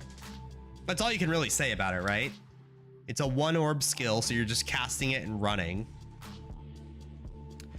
You know what this would be good for, chat? This would be good on like caustic arrow builds or something. Something that can just throw this out and just be done with it, right? You throw it out, use it as extra damage, you're done, you know? It's gonna do a lot of damage because you're scaling chaos, right? I don't know. It's interesting. I like it. It's a different kind of void sphere, and I've always wanted to do a dedicated void sphere build, and those did exist, but it had such a high cooldown it was hard to build around. But this is cool. Also meant to replace the alternate quality, obviously, that lowered the cooldown. Wouldn't the added fire from mines be kind of mediocre given that MI has a 1-to-1 damage effectiveness? Would you be surprised if I didn't know that? Would you be that surprised? If they overlap, you could do some fun poison stuff. No, they don't overlap. Because this is only one orb at a time. It does pulse, but it's only one orb. Unless you're talking caustic arrow, in which case, yeah, that'll be fine. The poison caustic arrow shit, it'll be a build, don't worry, it'll exist. Volcanic fissure of snaking. Slam AoE. Slam the ground, creating a winding fissure that deals AoE damage while traveling outward. When it reaches the target location, we've seen this before, right? This was in the announcement. So you hit once, it travels, it explodes. Then it snakes to the next target, it explodes. I would rather play cremation. And that's saying something, because I don't really like cremation. I would rather play cremation. This is so slow. I don't know. Maybe they come out with a new like alternate war cry or something. I don't know. War cries don't really excite me after the seismic nerf. Not really. MI doesn't say it's DE like anywhere. It's not a spell. Oh, it's damage effectiveness anywhere. Yeah. This is actually because SRS is losing the 39% more damage that it previously had. Okay. Vortex of as far as this goes, it's a slam. If I'm gonna play a slam, I would rather do old Sunder and just go Impaler and go old school on it, but that would be more for nostalgia than actual effectiveness. Vortex of Proj, Nova, duration, cold. Icy Blast, explode around the caster, dealing cold damage. Also, was there no Spectral Throw gem? Wow, Spectral Throw didn't get an alternate gem. I would have lost money on that bet. I think I would have lost money. I would have bet anything that Spectral Throw would have gotten one. Vortex of Proj. An Icy Blast explodes around the caster, dealing cold damage to enemies. Cast time exists. Cold Dot can explode from... If the caster targets near Frostbolt projectiles, it will explode from a number of those projectiles instead, destroying them. Can explode from 5 Frostbolt projectiles. Holy shit! 50% more damage when cast on Frostbolt. Fuck the Cold Dot.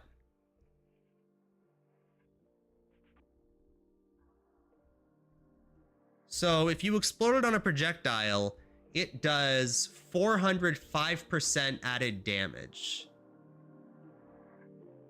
Huh. That's a lot of added damage.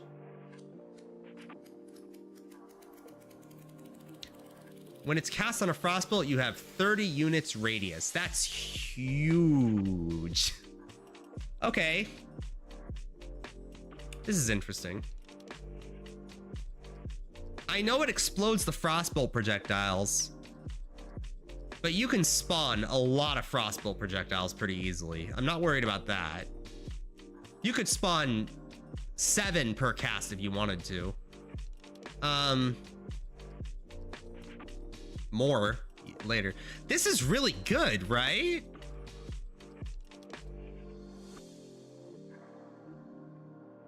So I guess with this, I wonder... Oh my god, this is so good. I wonder if the problem here is just spawning enough Frostbolt projectiles, because you could easily explode, I don't know, 30 a second? I wonder if Speed Sunder totems would be good. Listen, if you're playing totems, it's not it's not Sunder, all right? I'm more curious about this. How do you make this work? With cast on crit, you're exploding 30 Frostbolts a second.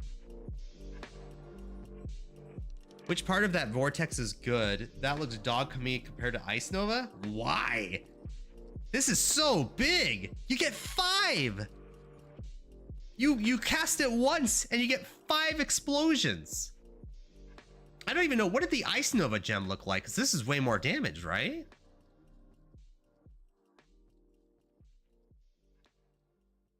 Ice Nova of Frostbolts. Okay, 4 Frostbolt projectiles, 50% more damage with hits.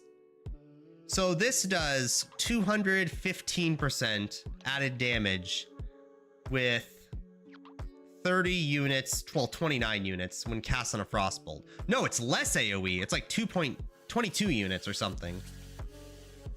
And it's way less damage, but you don't consume the Frostbolt. I think this is better. If you can create that many Frostbolts. It also eats Frostbolts, so you can't echo off of them multiple times. Yeah, I'm thinking in my head of how you would make this work. So what I think you would do, what you would do is two things. I think you would play, assuming no other proj anywhere on the build or anything, if you did Azeneth's Mark, Frostbolt, greater multiple projectiles, lesser multiple projectiles, fucking faster proj, maybe? I don't know. Just give it a bunch of projectiles, so it's 7 per spawn. You could spawn 20, well, with CDR, 28, well, fuck. Yeah, 28 Frostbolts a second. And I bet you can cast this like 6 times a second and not have much issues with that CDR. This seems like it would be a great bow cock skill, but the question is can you get the Frostbolts from your helmet to them fast enough? And I don't know if you can.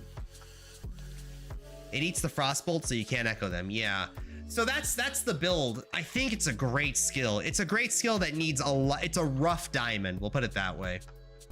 It's so hard to tell how to do this. Oh, and it explodes around you. Oh, shit. So you can't even do bow cock unless you do astral projector.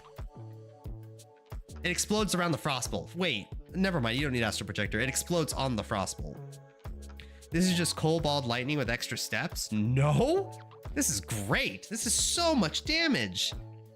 So that's the build behind this. Man, it's going to take a great build maker to figure this problem out, because how do you create 30 Frostbolt projectiles a second to handle this? It's a lot of skill. We'll put it, it's like a lot of woman, chat. You got to be ready. All right. It's a lot of woman, and not every man can prep for this. I think this is a great skill. It's very complicated. If you can spawn the Frostbolt projectiles fast enough and they're on the boss or whatever you're killing immediately, mapping is going to be easier because you can just wait. But if they're on the boss while you're crit cocking this, it's so much damage. Just go mines? With what? The Frostbolts or this? The goal is that you want to auto cast the Frostbolts and auto cast this with like cast on crit, right? Or even cast while channeling if you have to. Stop telling him he's wrong or he'll bait himself into trying the build. No, we're disciplined. We're doing DD. All right, what's the next? Wild Strike of Extremes. Okay, so this is what everyone was pogging about. All right, what are our tags? We have new people here. What are the tags? Attack, melee, strike, lightning, cold, fire, projectile, AoE, chaining, prismatic. Okay, sweet. Huge effectiveness, but I think it did anyway. Oh, that's what people meant by cost. 28 mana, 28 life, 28 ES. Oof. That means you have to have energy shield in order to cast it. Yikes. Your melee weapon strikes enemies, converting physical damage to a random element. Then, depending on the element chosen, releases a fiery explosion, arcing bolt, icy wave. Same skills. Okay, I thought that's what they were going to change. But it's the same skills. It will avoid choosing the same element twice in a row.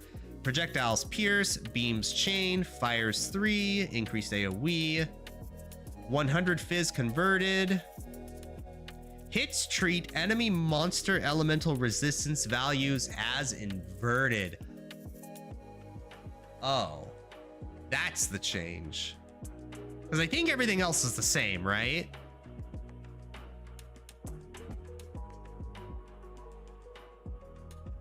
So is that the only difference? Is that you have incredible damage, but you have a really, really high cost? Because that's before you even scale the fucking thing. So what's it'll get up to? It'll be like what? 100 mana, 100 ES, 100 life, or 90 mana, 90 ES, 90 life, depending on if you use inspiration or something.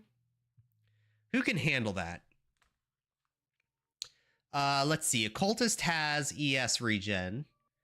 Inquisitor comes to mind, but you would have to go EB and Mom. Or just EB, I don't fucking know. But you could sustain it as Inquisitor. Marauder's off the table, because you need Energy Shield.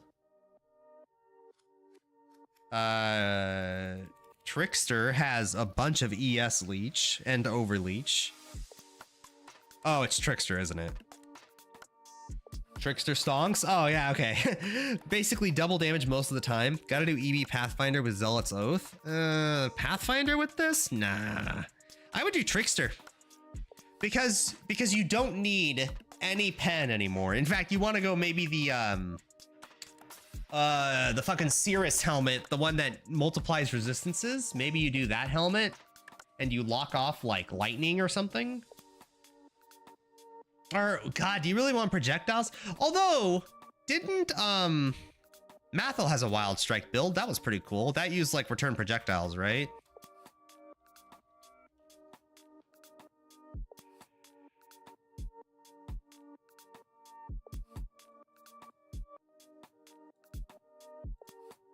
Yeah. Yeah, look at that. Oh, wait. Yeah, there we go. It is return projectiles. So he did... Is it just ice? I can't tell. It's so many projectiles. So this is his take on Wild Strike, where he did return projectiles.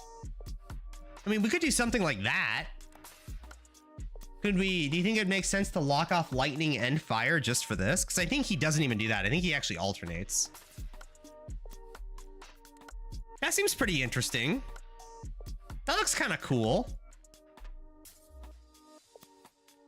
So you just summon a bunch of ice bolts, then they all come back, or freezing pulses, and they all knock back. I like it. Rikaeda's Dance, the skill gem. The unique, yeah. I think you would block off lightning instead, but do you want to play fire with this? I don't think you do. I think you'd rather go, well, normally with Wild Strike, you don't want to go multi-strike because you don't want the same element 3 times in a row. But with the new multi-strike, you do, right? Because you don't have as much cost on it because you only have to pay once every 3. So maybe you go multi-strike, you lock off lightning and fire maybe, and you just go ice and you go return projectile memes. I think that would work.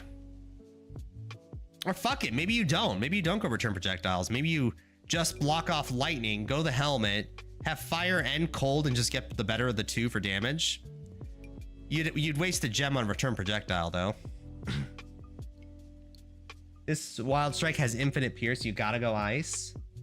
Yeah, do we really want to block off fire though? Because fire isn't that bad here, because then you get the fire resistance bonus if they have higher fire resistance, just incidentally, right? I don't know. It's interesting. I kind of want to play it. The question is, chat, do you play it without the ring and you go the gem? Because that would suck. I don't know if I would ever play this build without the ring. I feel like you need that damage on Wild Strike, even with this change, you know? You could block Thunder and go Eye of Malice. Yeah, that's what I was thinking. That's the Cyrus helmet, right? But then, do you not go? Chat, I want to go return projectile. So do we still go fire? Or do we just do the Eye of Malice thing and block off fire anyway? And just say, fuck it. There must be an easy way. Oh, wait.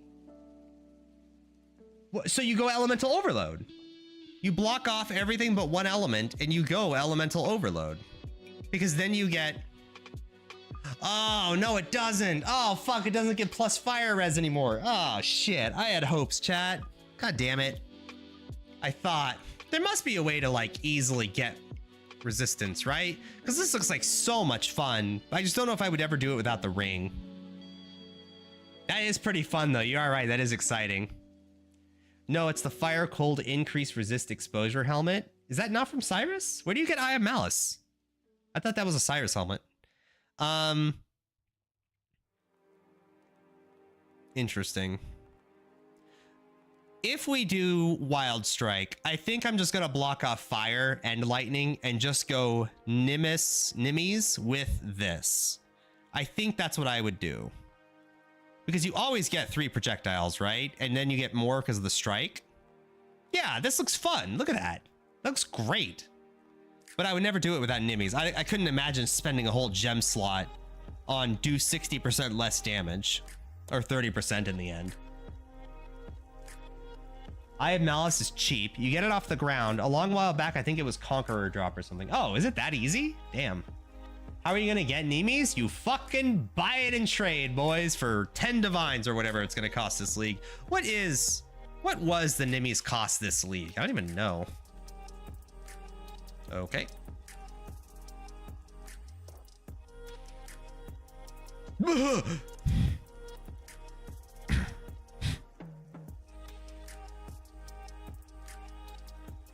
What's the difference? Oh my God. Listen, all we need is 20 divines. Oh, foil? Oh, what the fuck? Fuck the foil. All we need is like 20 divines. We're gooch, okay? 20 divines? Easy Nimmies ring, all right? Easy 10 divines. I think it might even be more expensive this league because holy shit. Dude, look at that. In the last couple of days, it's shooting up. I think everybody's trying shit. Especially because Mathel came out with his build like a month ago. I think that raised the price too. Interesting. Well, I'd be interested in trying it anyway if we can get a hold of that ring, but this is basically what we would play, right?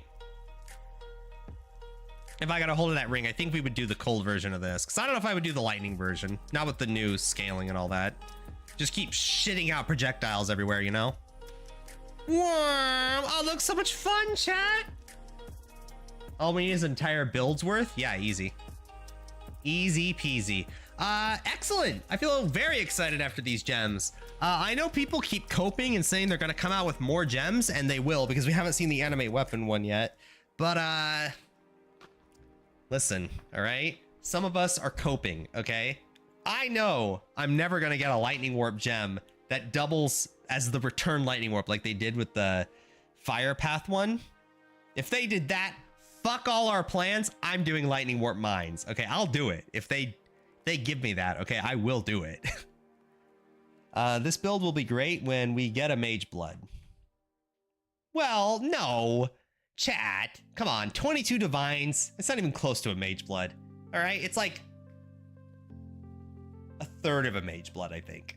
Mage bloods are 60, right?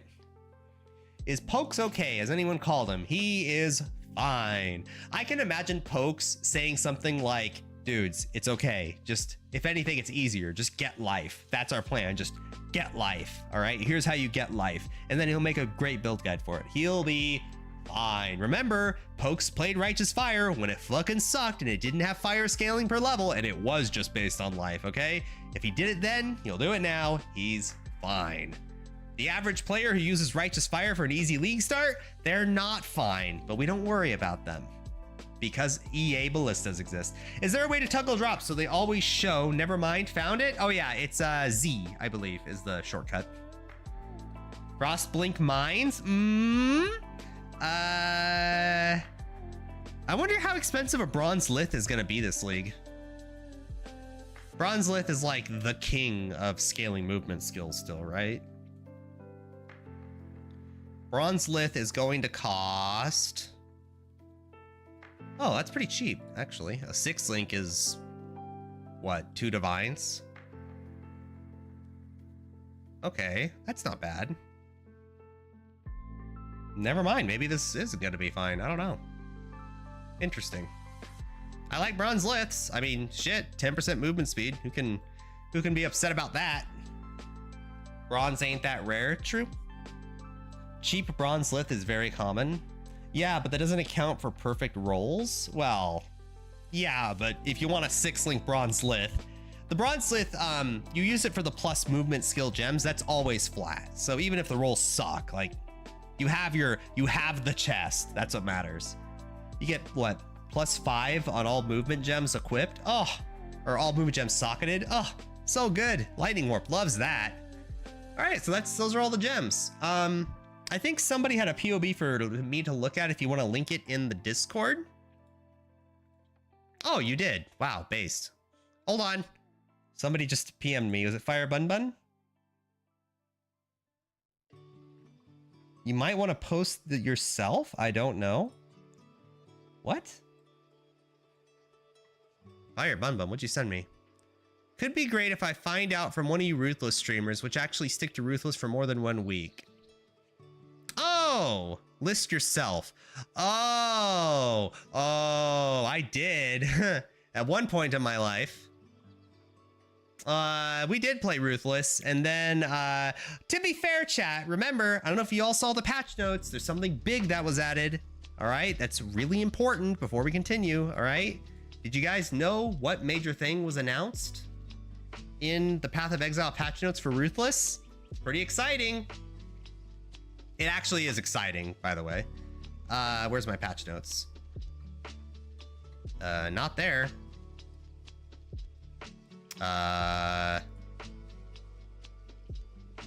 Where am I clicking? Is there something that says patch notes anywhere? Oh God, where's the patch notes? Why did they get rid of the patch notes? Is it here? Yes, okay, sweet. Okay, we go down to Ruthless. Okay, you guys ready for this? You guys ready for this? Look at this. Look at this. Where is it? There it is. You guys see that? Read it. I don't even need to read it out loud. Read it. There is no catch behind it. There is nothing. It is just across the board, increase the drop rate of currency items. Which means if you're gonna start playing Ruthless, maybe now's a good time to start playing Ruthless. I've already tried it. But if you slightly increase the drop rate of currency items, oh wait, hold on. PoE weebs, are maps currency? Or is it just like bubblegum, chaos, so on? So they're turning Ruthless into standard? Oh yeah, no, this is definitely the equivalent of Blizzard adding like gold tokens to classic WoW. It's the exact same kind of backing up their message, you know? No, maps are maps. Oh, okay, based. Why play Ruthless? Training up for PoE 2? True. True. True. It's true. I've accepted it. Ruthless is gonna be PoE 2, but it's a different game. It is. They're keeping PoE 1. We can't complain. But there you go. If you play Ruthless, you're happy. Also, look at this right above it. Why don't we get this? Assassin's Toxic Delivery Ascendancy. Whatever that crit thing is, fuck that. Now grants all damage with hits can poison. Why doesn't our assassin get that? That's sick. That's so cool. That buffs Poison Firestorm, by the way. Alchemist Mark Firestorm. That actually makes it stronger. Why does your stream look like a professional PoE streamer? Hanaki-kung? Hanaki-kung? Is that like a Donkey Kong reference? I don't understand your name, but you're cute. Also, why does my stream look like a professional PoEs? It doesn't. Thank you. All you have behind me is my Final Fantasy VII piano book, a lamp that's not turned on, a thermostat that's off because heat is expensive, and a keyboard. And then over here is my computer. There is nothing professional about this setup. What did you mean by that? I'm kind of insulted. You would put me down to the level of Mathel or Zizarin, people who make 6 digits a year streaming. How dare you? Thank you. Assassin is actually better in Ruthless. Yeah, I think so. I would know. I played Assassin in Ruthless. It is better. We can get that on Tinctures this league. Yeah. Just for weapon attacks though? Oh, true. Your mic is so good too. Hold on. Hold on. I don't believe you. This is a test on the quality of my microphone. I don't actually think it's that good, but let's listen to this together. All right, chat. Let's see what that sounded like. On the quality of my microphone, I don't actually think it's that good, but let's listen to this together. On the quality of my microphone, I don't actually think it's that good, but let's listen to this together. Okay, chat. It sounds all right. It sounds aight. That was so loud in my ear. Ow. Ow, that hurt. Whoa, is that the official PoE lamp? Oh, I have PoE gear. Oh, should I show my ExileCon stuff? Have you guys seen that before? The stuff I got at ExileCon? I have like I have the speed, I have the Quicksilver pen before they announced that they're getting rid of Quicksilver in PoE 2. Do you guys realize when I was at the convention waiting in line, we were all talking about like PoE 2 and shit.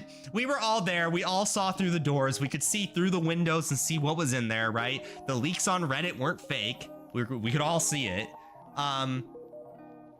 We were all talking about the Quicksilver pen and how it looked the same. And we're like, wow, PoE 2, okay, cool. Flask gonna look the same, I guess. I thought they were different. We go in and they announce, that Quicksilvers are not gonna be in PoE 2. And I'm like, I'm standing here with my Quicksilver pin like a dumbass. Like, oh, okay. Also, if you guys saw the post with the guy with the 2 Mirror of Kalandra pens, I took a picture with him. I have one, yeah. It's on the Discord. Actually, do we still have the ExileCon photos? I can show you what it looks like. ExileCon, who followed? Hanaki Kong! I just think Donkey Kong every time, I'm sorry. Oh God, how old is this post? Whoops, you weren't supposed to see that right there. That was very incorrect. Sorry, Fire Bun leaking our DMs. ExileCon interview, ExileCon. Where's my photos? Where are my photos? I have ExileCon photos. Why don't I have ExileCon photos? Old? Interesting. Okay. There. Okay, that's all info. Hold on, where are my photos? I took a bunch of them and posted them. Oh, there they are. Okay. So this is me going to hold on. Can I zoom in on this? Ugh, gross. Okay, open it over here. Okay, so this is ExileCon photos, right? So this is me going into the convention, so people knew what I looked like and shit. I had the scarf vest combo. This is the hotel. Incidentally, the same hotel that the streamers were at. Total accident. just saw Mathel eating breakfast. Fucking ran into Preach and Zizarin in the elevator multiple times. That was fun. This is me and, oh my God, I gotta drag the photos every time. This is me and Zizarin. This is my first day back. This is like as I got back from the plane, right? This is why I look terrible right now with my long ass hair and my greasy skin. This was right off the plane. And Zizarin, this son of a bitch. I'm gonna call Zizarin out here. Dude, Zizarin, all right? If you take a photo with Ziz, this smart motherfucker will put his weight on you. Look at this. He's like pushing me down. He's like making himself taller, you son of a bitch. I'm 5'9" on a good day, okay? I don't need to get shoved down, all right? Power to the people, okay? He shoved me down. No, he was really nice about pictures. He's also way better at taking pictures like of himself than I am of myself. Holy shit, that neck. What else? This is, oh, Quinn, I'm so sorry. This is me and Quinn. This is a terrible photo of both of us, okay? Poor Quinn with that lighting. Jesus Christ. Oh my God, that's just an emote waiting to happen over there. This is Quinn in the lobby of the hotel. I was sitting waiting for the thing. This is why I look horrible. This was right before I met Zizarin. So this was the first photo I took. I just saw Quinn walking like in front of me. And the thing about Quinn, God bless his soul, he walks shoulders forward. He's not skulking. He's just very, that's how he walks. It's very funny. And I tried not to laugh. We talked for a bit. He knew I was, well, he knew. I talked to him. I told him my name was Gary the Goo Boy. And he was like, what, like come? Just without even thinking about it. So thanks, Quinn. I'm so glad that's my memory with you. View bobbing on, exactly. No, I had a great interaction with Quinn. God, I took so many photos. What else do I have here? Oh, I have all the trading cards and shit. I don't know who actually cares about this. This is the trading card game. I didn't play any of the trading card game. I could go on all day about that and my complaints with it, but I didn't actually play it. But I had like a pack of cards and shit. This was the only magic item I got. For those of you who thought you had uniques, if you're non-VIP, don't worry. Nobody does unless you pay for the good ticket. It is pay to win. If you have the VIP ticket or whatever, you have rare and unique items. They are very good. I was non-VIP, so I got the shit gems. All right, I got the shit gems. Where is my music? Hello? There we go. So I got the shit items. What else do we got here? Oh, merch. This was the merch store. I don't know who actually cares about this, but I bought a bunch of merch. These are the prices. This came in New Zealand dollars, which for me is great because the US dollar to New Zealand dollar is a great conversion rate. It's like 2 to 1. So this merch t-shirt is like 20 bucks, my where I'm from, which is great for like a convention. I don't remember if I bought a hoodie. Everything's in the next room.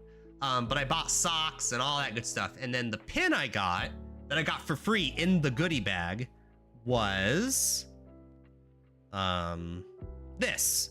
So this is part of the goodie bag I got. Everybody gets a free pen and like a bunch of merch. This was mine. I have the Quicksilver pen. Didn't even open it yet. So it still is in the original package, baby. RIP Quicksilvers. I care. Okay, now story time. So the first day, well, the day before, you need to collect your badge, right, for the convention. So the day before, which was a Friday, I think, you have to stand in line, wait for registration. A bunch of guys and I were all just kind of got there really early. I got there like 2 hours before it was even due just to talk to people. And there were some guys there. One of those guys was this fella. This guy was amazing because this guy paid for Ultra VIP last time. The first convention he played for Ultra VIP, right? He was at Jonathan's house. He had the dinner cooked for him, a whole 9 yards, right? And I was talking to him and he was non-VIP this year. And I asked him like, oh, you didn't want to opt for the VIP again? And he's like, well, no, because I want somebody else to experience that. Oh my God, that's so nice of you. I think he was actually VIP, but not like the Ultra VIP, right? And he was like, yeah, I want somebody else to experience that. I already had it. So somebody else have the memory, right? And yeah, he seemed like a really cool, down-to-earth guy. He also got escorted by GGG when we were all in line. He just left the line and got escorted. So I don't know what that fucker went up to, but he went somewhere. He was somewhere. I don't know where he went. But he seems like a really cool guy. This was the group of guys we were with. These guys were also outside. This was right of the sign. This guy smiling right here, you're gonna see him a lot. We ran into each other a lot. We were both non-VIP. We took a lot of photos together, so you're gonna see him a lot. He's kind of just my buddy while he was there. A lot of these guys were VIP. This guy looks like Quinn. Yeah, it was pretty fun there. Okay, I have way more photos, right? I do. Okay. This was the hideout. I do have the ExileCon hideout, but that's what it looks like. That's what came in the badge. It's already been redeemed and you don't even see the codes, so whatever. It's actually right next to me. I'll cover the code just in case, but I've already redeemed it. Look at that. Here we go. Real and confirmed. There you go. How cool is that? Freaking topical, all right? What else do we got here? Oh, this was my seat for the ExileCon announcement. This is where I was seating. So the way it worked at ExileCon, is it better to sell items when they're identified or unidentified? It depends on what you want. There's never, when it comes to Path of Exile, the answer is always generally yes, but not really. If you want something called transmutation orbs, you sell them unidentified. If you want alteration orbs, you sell them identified. Transmutation orbs make an item magic, and alteration orbs re-roll a magic item. So it just kind of depends on what you want. I don't both. Identify, but after filling out your initial gear, you kind of ignore everything else based. So this was my seat. If you guys want to see me at the convention, I'm in the videos, right? So ExileCon announcement, day 1 live stream, the initial scan of the audience when this happens. I am here. So, oh, okay, so this is this. I was in the audience, we were cheering and all that shit, right? Wherever they scan the audience here. Okay, so you're gonna see me. I'll show you where I was seated. There I am. Okay, so I am here. I'm right here, smack dab in the center, right below the green light in every like video. Directly in front of me, right here, is the guy who made PoE Ninja. He's the PoE Ninja guy. And I was just like, he had a PoE Ninja shirt on. And I was like, oh, that's cool. Where'd you get that shirt from? He's like, I made the website. I was like, oh, that's pretty cool. So that was pretty fun. We talked a lot about like after every talk because I sat in the same seat every talk. So if they ever scan the audience at any point, there has been an audience. I am sitting right there. These two guys, we actually ended up on the same plane together on the way here. That's why we're all sitting together. And then the guy behind me is the smiling guy. So there I am. Oh, look at me. There I am. In fact, I have the same scarf behind me. Is there anyone here I recognize? Not immediately. I've seen them around. Oh, there I am again. Look at that. There I am right there. Just waiting patiently for this to turn on. Cosplayers. Everybody cheering, everybody happy. There I am. Right there. At this point, I'm texting my chat like pictures of like the 1 minute. Hold on. Hold on. Where's my timer?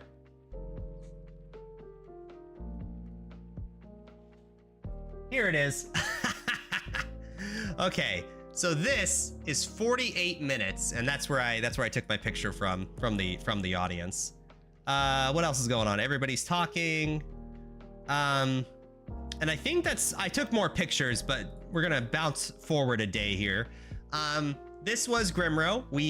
I accidentally stayed at the streamer hotel. That was not on purpose. I'm not a creeper, okay? This is Grimro. He makes very high-end build stuff about League mechanics and shit. This guy was the only one who ever leaked information from me. No, I'm sorry. We're going back in time. This was the first day after we pick up our badges. This is like before the announcement, right? And I remember he was the only one who actually tried to leak me anything. He's like, do you want to know anything about Path of Exile 2? Like what they're going to announce? And I was like, oh, you know, I kind of like whatever. I'm just waiting to be excited like everyone else. And he's like, well, and he just like told me like, oh, there's going to be a new act and shit. I was like, okay, thanks, Grimro. I'm so glad that you're leaking shit to me. Please don't. No, he seems like a cool guy. I don't know. So that was pretty fun. Yeah, Grimro's a pretty dang cool dude. I've never seen a more tame egomaniac. Oh, what else here? Oh, the Mathel playthrough. This is my seat when Mathel was playing, so Mathel's right there. This is when they were having tech issues because Mathel, okay, you're gonna hear this a lot. The ExileCon demo for Path of Exile 2 might have had the single worst mouse sensitivity I have ever played in a video game, okay? So my mouse sensitivity is generally pretty high. If this is my normal mouse sensitivity, like going back and, well, here, like this, the PoE 2 mouse sensitivity was like, oh, it's like dinosaur. So what happened was Mathel tried to fuck with it before the demo started, and he accidentally logged out, and they had to relog him in, so that's why that was delayed. I thought that was kind of funny. And then I could see his gameplay here on the screen, but there was no audio, and I left immediately after this, because for reasons I still don't understand, there was no audio from Mathel when he started talking, so that was annoying. All right, you want to see the single worst part about the convention? It could not manage lines. Chat. This...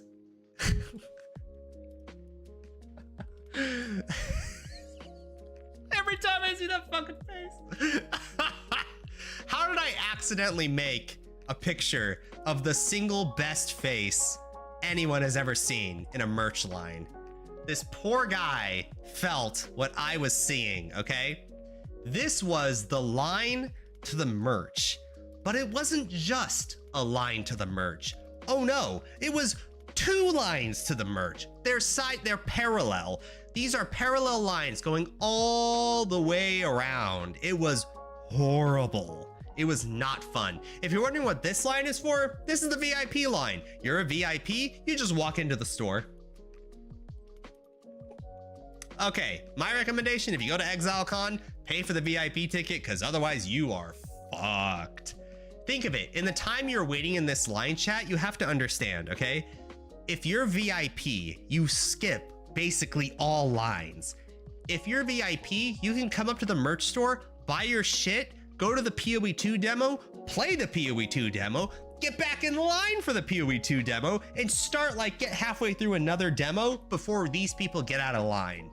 It was horrible, okay? It was that bad, okay? If you're going to ExileCon in the future, because they probably will have another one, pay for VIP and just rotate that fucking demo, because they had, you're not supposed to play the demo, get in line. You basically could walk up to the gate and just get in. You're not supposed to play the demo and then immediately get in line, because they're gonna be like, hey man, we gotta get other people in there. They told the PoE Ninja guy that right next to me, so that's why I know they do that.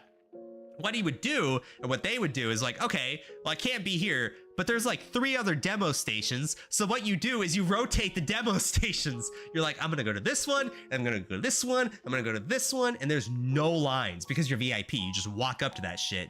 Non-VIPs, we gotta wait 90 minutes to get in that line. Pay to pay more, exactly. Or you pay someone who went there to get merch for you and get it 2 years later. Hey, Geargate, do you want your mouse pad or shirt or something? What did you pay for? Or what did I pay for? I paid for it. Fuck you, I paid for it. Pepe hands. Yeah, hell yeah. You can have a shirt. It's the Dominus one, I think. I don't know.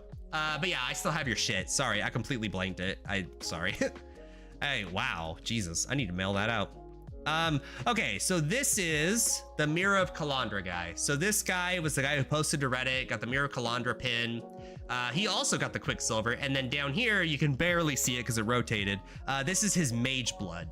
So that's pretty cool. It's not even used. It's just a Mage Blood that's not even touched, and he has 2 Mirror of Kalandras. Pretty cool guy. I talked to him. I didn't talk to him about the meta, about the card game. I didn't care about that. I just wanted to know hey, where are you from and all that. Seemed like a pretty cool dude. Reminds me a lot of Kripparrian. It's like a young Kripparrian, you know? Thank you. Yeah, this guy was the Mirror Kalandra, this guy. I just saw all this shit and I was like, whoa, let me get a picture. Oh my God, so cool. Oh my God, I need to brush my teeth. Gary, brush your fucking teeth, ew. Why were my teeth so yellow there? That's so gross. What did I do? Ew, disgusting. You know what it was? It was the hotel breakfast, because they had some sick ass orange juice there. And then what else? Did I even take any other pictures? I don't think I did. I think that was it. Well, I took pictures. Well, I actually took a lot of pictures. I took pictures of certain people in line, and this was the person we talked to a lot. This was my seat during the Kripparrian-led ARPG genre founders. So these 3 guys on the right, they made Diablo 2. The guy with the longer hair, he made Torchlight. No, I'm so sorry. He made Fate. And then the 2 on the left made Path of Exile, and the one on the far left no longer works at Path of Exile, question mark? He no longer works for Path of Exile, but he's one of the founders and all that. So I did double check. You guys did not see it on stream because I had to check to confirm. You guys didn't see it on stream, but what I saw were reactions to answers, okay? So for example, this guy would say things sometimes, and Chris Wilson would do this. He'd be like he'd be surprised at the answer. Chris Wilson did that twice when the guy on the far left was talking. And specifically, I remember it was the question about gold in the game. Because this guy on the far left said something like, oh yeah, no, Golden Path of Exile seems good. Like that kind of answer. And then Chris Wilson was like he gave that look of like, really? Your answer was that? Makes me think that maybe the guy on the far left disagreed with the Golden PoE 2 more than we were led on. But I don't know, it was just funny seeing Chris Wilson's like that because he was so open about it. Even their detailed FAQ description clarifying their minion gem descriptions is vague as hell. Oh, so the Affliction FAQ has a bunch of numbers from new skills, including Bark Skin and the Golems. Oh, whoa, they do? Base, is there anything else we want to share here? Oh, this was the line I was in. I am here near the front of the line. This was the non-VIP line. Get your VIP tickets, boys and girls, because you don't have to wait through this shit. Oh my God, we were standing out here for, I don't know, 4 hours? Probably. Well, I was, but I was before a lot of people, right? Some people came at, no, not that long, like 2.5 hours. Some people were coming like at the door opening, and I'm like, oh, you poor souls. You know how Chris Wilson, Shanasaur, that's right. You know how like Chris Wilson joked at the beginning of ExileCon? He's like, oh man, people are hanging from the rafters. If you're at the back of this line as a non-VIP, you were in the rafters. It fucking sucked for those people. I could like look behind me and see people like trying to like look over each other. I'm like, oh, you poor souls. I was smack dab in the center, single best non-VIP seat because everyone around me was VIP. Or, well, no, but I was the first to my seat because everybody else was going to the merch store. Ow. Why do they insist on vague descriptions? All right, anyway, that's enough of ExileCon. All right, good stories, lots of pictures, fun time. I could talk all day about my complaints with the actual convention, which is like the worst part of it, but everything else around it, pretty dang fun. So let's look at this FAQ everybody keeps talking about because it sounds like they updated it. Yes, wow. So since we looked at this page at the beginning of the stream 2 hours ago, they have added a new question. Can we please have more details about the skills of newly shown transfigured minion gems? Show me Minion Archer. The empowered chaos dot aura from the summon chaos gem Maelstrom deals approximately 2.5 times the damage of the regular version, has a duration equal to its cooldown, 50% more AoE, it applies withered once per second. That's pretty good. That's a pretty easy source of wither. Put that shit in a 4-link. So like Chaos Golem, Minion Life, Meat Shield, and increased AoE? Question mark? Increased duration maybe? Withered on hit? Like there's a lot of things you could, maybe Minion Elemental Resistances. There's a lot of things you could add to make that thing tankier, but that's not insignificant. That feels pretty good. The impact from Flame Golem with a meteor is an attack that also leaves the area burning ground, so you need accuracy. Because Flame Golem's other skills are all spells, a direct comparison is impossible, but the damage is fairly high. The dash attack from Eviscerating is identical to the regular version, but has no cooldown. Ooh, that's the big Bleed Reaper, right? So when you micromanage your Reaper as it exists today, it's more of like a recommendation what you want it to do. Sometimes it'll do the attack that you want it to do, and sometimes it'll just kind of walk up if that other thing's on cooldown and just kind of slash at him whenever he wants to. So what this is telling me is that the Bleed Reaper now basically has unlimited if you micromanage it, you're actually rewarded because you always get the attack, right? You always get the on-demand slash, right? I kind of want to try Bleed Reaper, but I don't know if it'll still be clunky feeling. It can't be. You have it's basically like an attack. It's like Reap, right? It always has the dash attack. So as long as you press the button, it will do what you want it to do. Whereas Modern Reaper it'll dash. When it does, it's good. Otherwise, it's kind of, it's not great because it's on a cooldown, but it's interesting. Ray's Zombie of Slamming uses the same slam attack default Ray's Zombie used to use. Okay, kind of figured. That's it? Global, it's specific to that instance. Oh, If you have both a normal stone golem and ice golem of hordes, you could have 3 ice golems or 2 ice golems and 1 stone, but not 3 stone. Oh, yeah, no, that's exactly how I expected it to work. Yeah, so if you have an ice golem out, you can have a stone golem and a chaos golem. It increases your max golems. Okay, I'm sorry. I don't know why I listened to chat earlier. It is exactly like multi-totem. It works exactly the same. So as long as you have an ice golem out, your max golem count is 3 globally. So you can have 1 stone, 1 chaos, 1 ice, as long as you have an ice golem out. So that's pretty reliable and sweet. How about details of the Warlock's Penance Bar? Oh, can I just say, I think the biggest bait this entire league is gonna be Pestilence brand. Or whatever that is. Pestilence brand? Whatever that brand is called that got buffed to like 540 added damage or something. I think that is hella bait. I don't think anyone should do that. No, you won't be able to have 2 stone golems? No.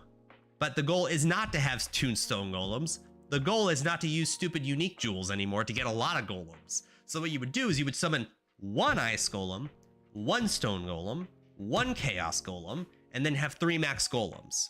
And then play Elementalist for 2 more golems. And then just go ham. Per POB, level 20 Chaos Golem's aura is currently 1600, so this deals double. Oh, 2.5 times. Holy shit, that's a big aura. Is it better than Death's Oath aura? What is Death's Oath aura? That's pretty high, right?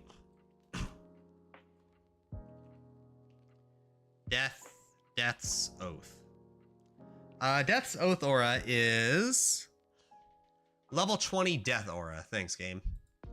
Okay, Death aura does 758 chaos damage. That's it?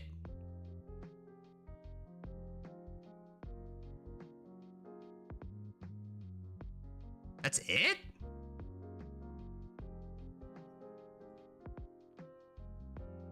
$758 chaos damage? Is it based on life or what?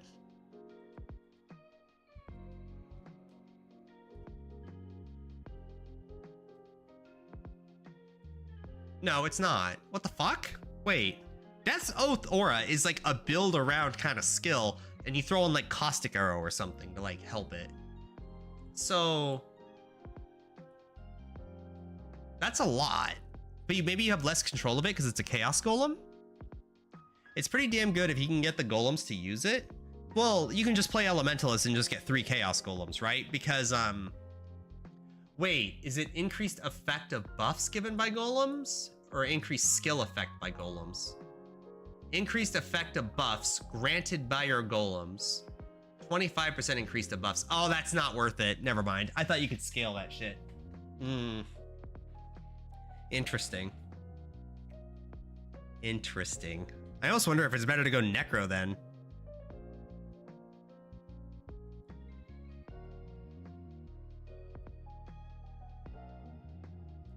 I almost wonder if it's better to just go Necromancer.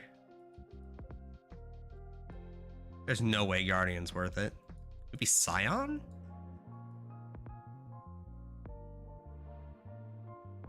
Huh. Oh, rip. It's just Wither Utility?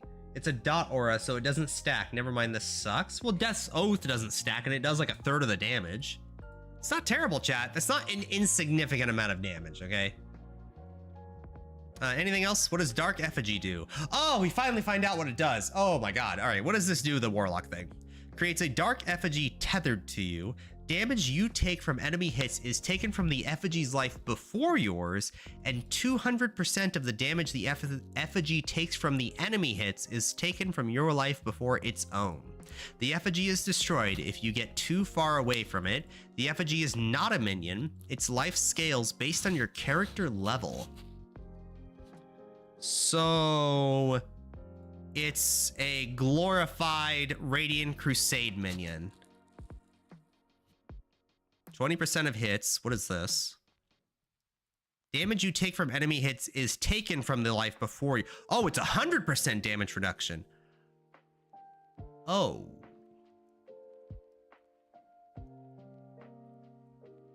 Dark effigy sucks ass kinda? Well, no. No, it's actually kind of cool. You have 100% damage reduction with it. You know what it is, chat? It's one-shot shielding. If your build is weak to getting one shot, then you play this. You can't do, well, no, enemy hits. So you can't do cheesy stuff with like the self-sacrifice shit. Yeah, but you get demolished if the enemy hits the effigy? Well, don't let him hit the effigy, moron. Don't let him do it.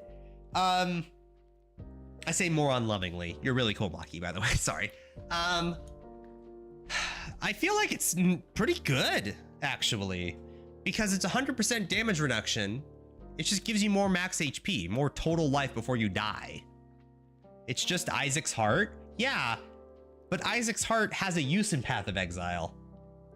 Like, honestly, chat, if you really want to protect yourself here, why not just use the Spectre that gives you proximity shield? Like, if you're that worried about it, you would just use the Spectre with meat shield and minion life and elemental resistances. You would get the proximity shield one, and it would help so much against like getting sniped or something if you're that worried about it. Chain, I guess, would be a problem though, huh? If you'd put yourself really weak against chain, that is like a big issue. Sure, I won't let the Elder hit the effigy with his 10 billion projectile nova. You can get clever with it, chat. It looks god-awful? No shot. I think it looks fine. I can't not get hit myself, and you want me to protect from other things? You still died at degen grounds. Sure, but you still... No. But if you're gonna die from degen grounds, you were gonna die from degen grounds without this. I feel like it's really good. Chat, do you realize the biggest weakness of many, many builds in Path of Exile is getting hit by the enemy with elemental damage? That is like the biggest weakness of so many builds. This helps against that. It's such a good, like, stopgap until you get a better build. I don't know. It's fucking free refund anyway. I don't think it's that bad. Plus, its life scales with your level. So what does that mean? Chat, let me put it this way. How much life would this have to have for you to use it? Because if it had unlimited life, you would obviously use it, right? You have to. It's Isaac's Heart, exactly. Like 1 million? Okay.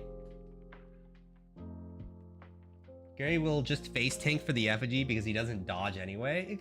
Well, I was about to say exactly, but I am the dodge master, all right? You haven't seen my Shaper gameplay yet. You don't know, all right?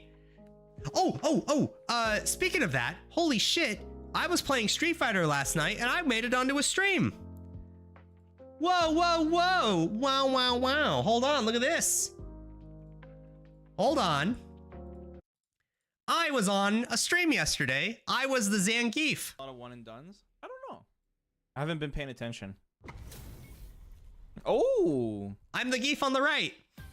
Aki.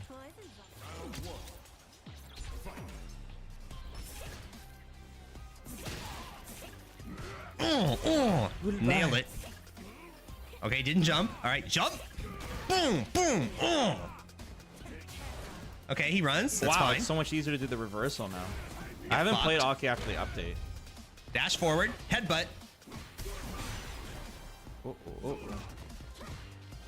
Oh my god! This guy is not giving me a chance.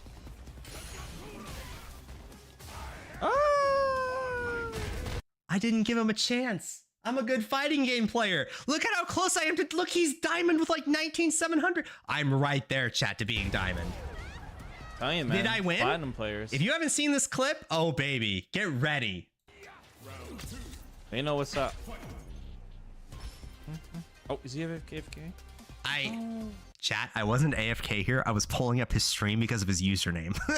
So when I stop again in a second, it's because the stream was muted. I was like, oh fuck, I gotta increase the volume of the stream. Oh, we're good. I think it's right here. I'm like, oh shit. That's why he was so aggressive. He had to answer the phone or something. Oh no, what's happening? I was turning on the stream. Okay, we're good. Now we're playing.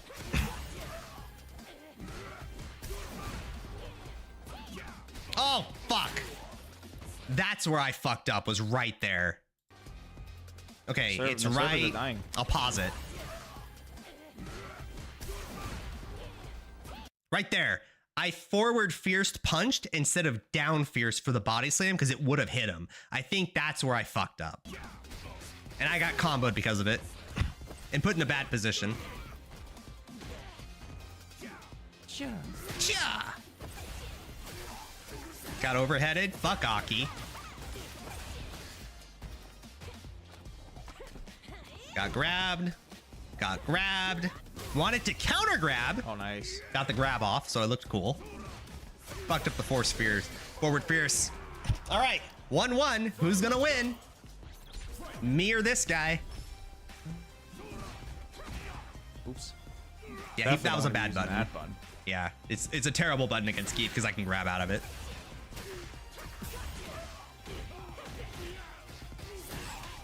Uh-oh. Looks bad for me. Level 3. Oh, shit. What am I gonna do, chat? Oh, no. Not pictured the opponent playing a random character. Not pictured he's way higher level than Diamond, okay? He's learning Aki, and he's in fucking Diamond with her, all right?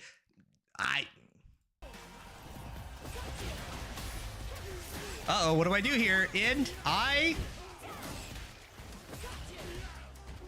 go for the grab. At least it wasn't level 3 CA. And then go for the grab. Oh! And then I get gun shy and I fuck up. Oh, why did I jump backwards? If I wasn't gun shy, if I didn't get nervous, I should have jumped forward and punished him again. It was a close match though. I don't think it would have killed. I think he has too much health for a body slam forward, diagonal forward, medium, and then lariat. I think he lives that, so it would have been close. You had the right idea. I had the right idea. GG. Oh, good game. Good game. That was fun. That was a nice little appearance on a stream. I'm very proud of that because he was like, these platinum players, man, they never give you a break. Because he randomly got her. Yeah. Oh, now I got to refund my sub and sub to this guy. Oh, I know. He beat me. It is actually pictured. There's a question on the character's picture. Yeah. Base. No, it's pretty cool. I like that. I was very proud of that, chat. All right. I'm about to be Diamond, okay? That's every match, all right? I'm on the bleeding edge, all right? All right, with that said, everyone, I am so excited for Path of Exile. I want to look at, oh my God, Panda, you linked me your POB. Can I look at it tomorrow? Because tomorrow's the last day before we have the new league. Panda, I love you. I know we have the new thing coming. I know you linked your POB. We're a little out of time today, but current plan, we stream tomorrow. We look at whatever gems they haven't announced yet and whatever else they're going to look at.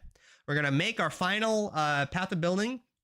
It looks like we're doing Detonate Dead Necromancer into Bowcock Volatile Dead Detonate Dead with Azaneth's Mark as the helmet.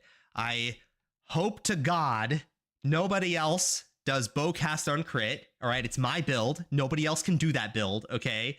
It's mine. Copyright, okay? See you, dude. Thanks for the tips. Well, see ya, all the new people today. You know what?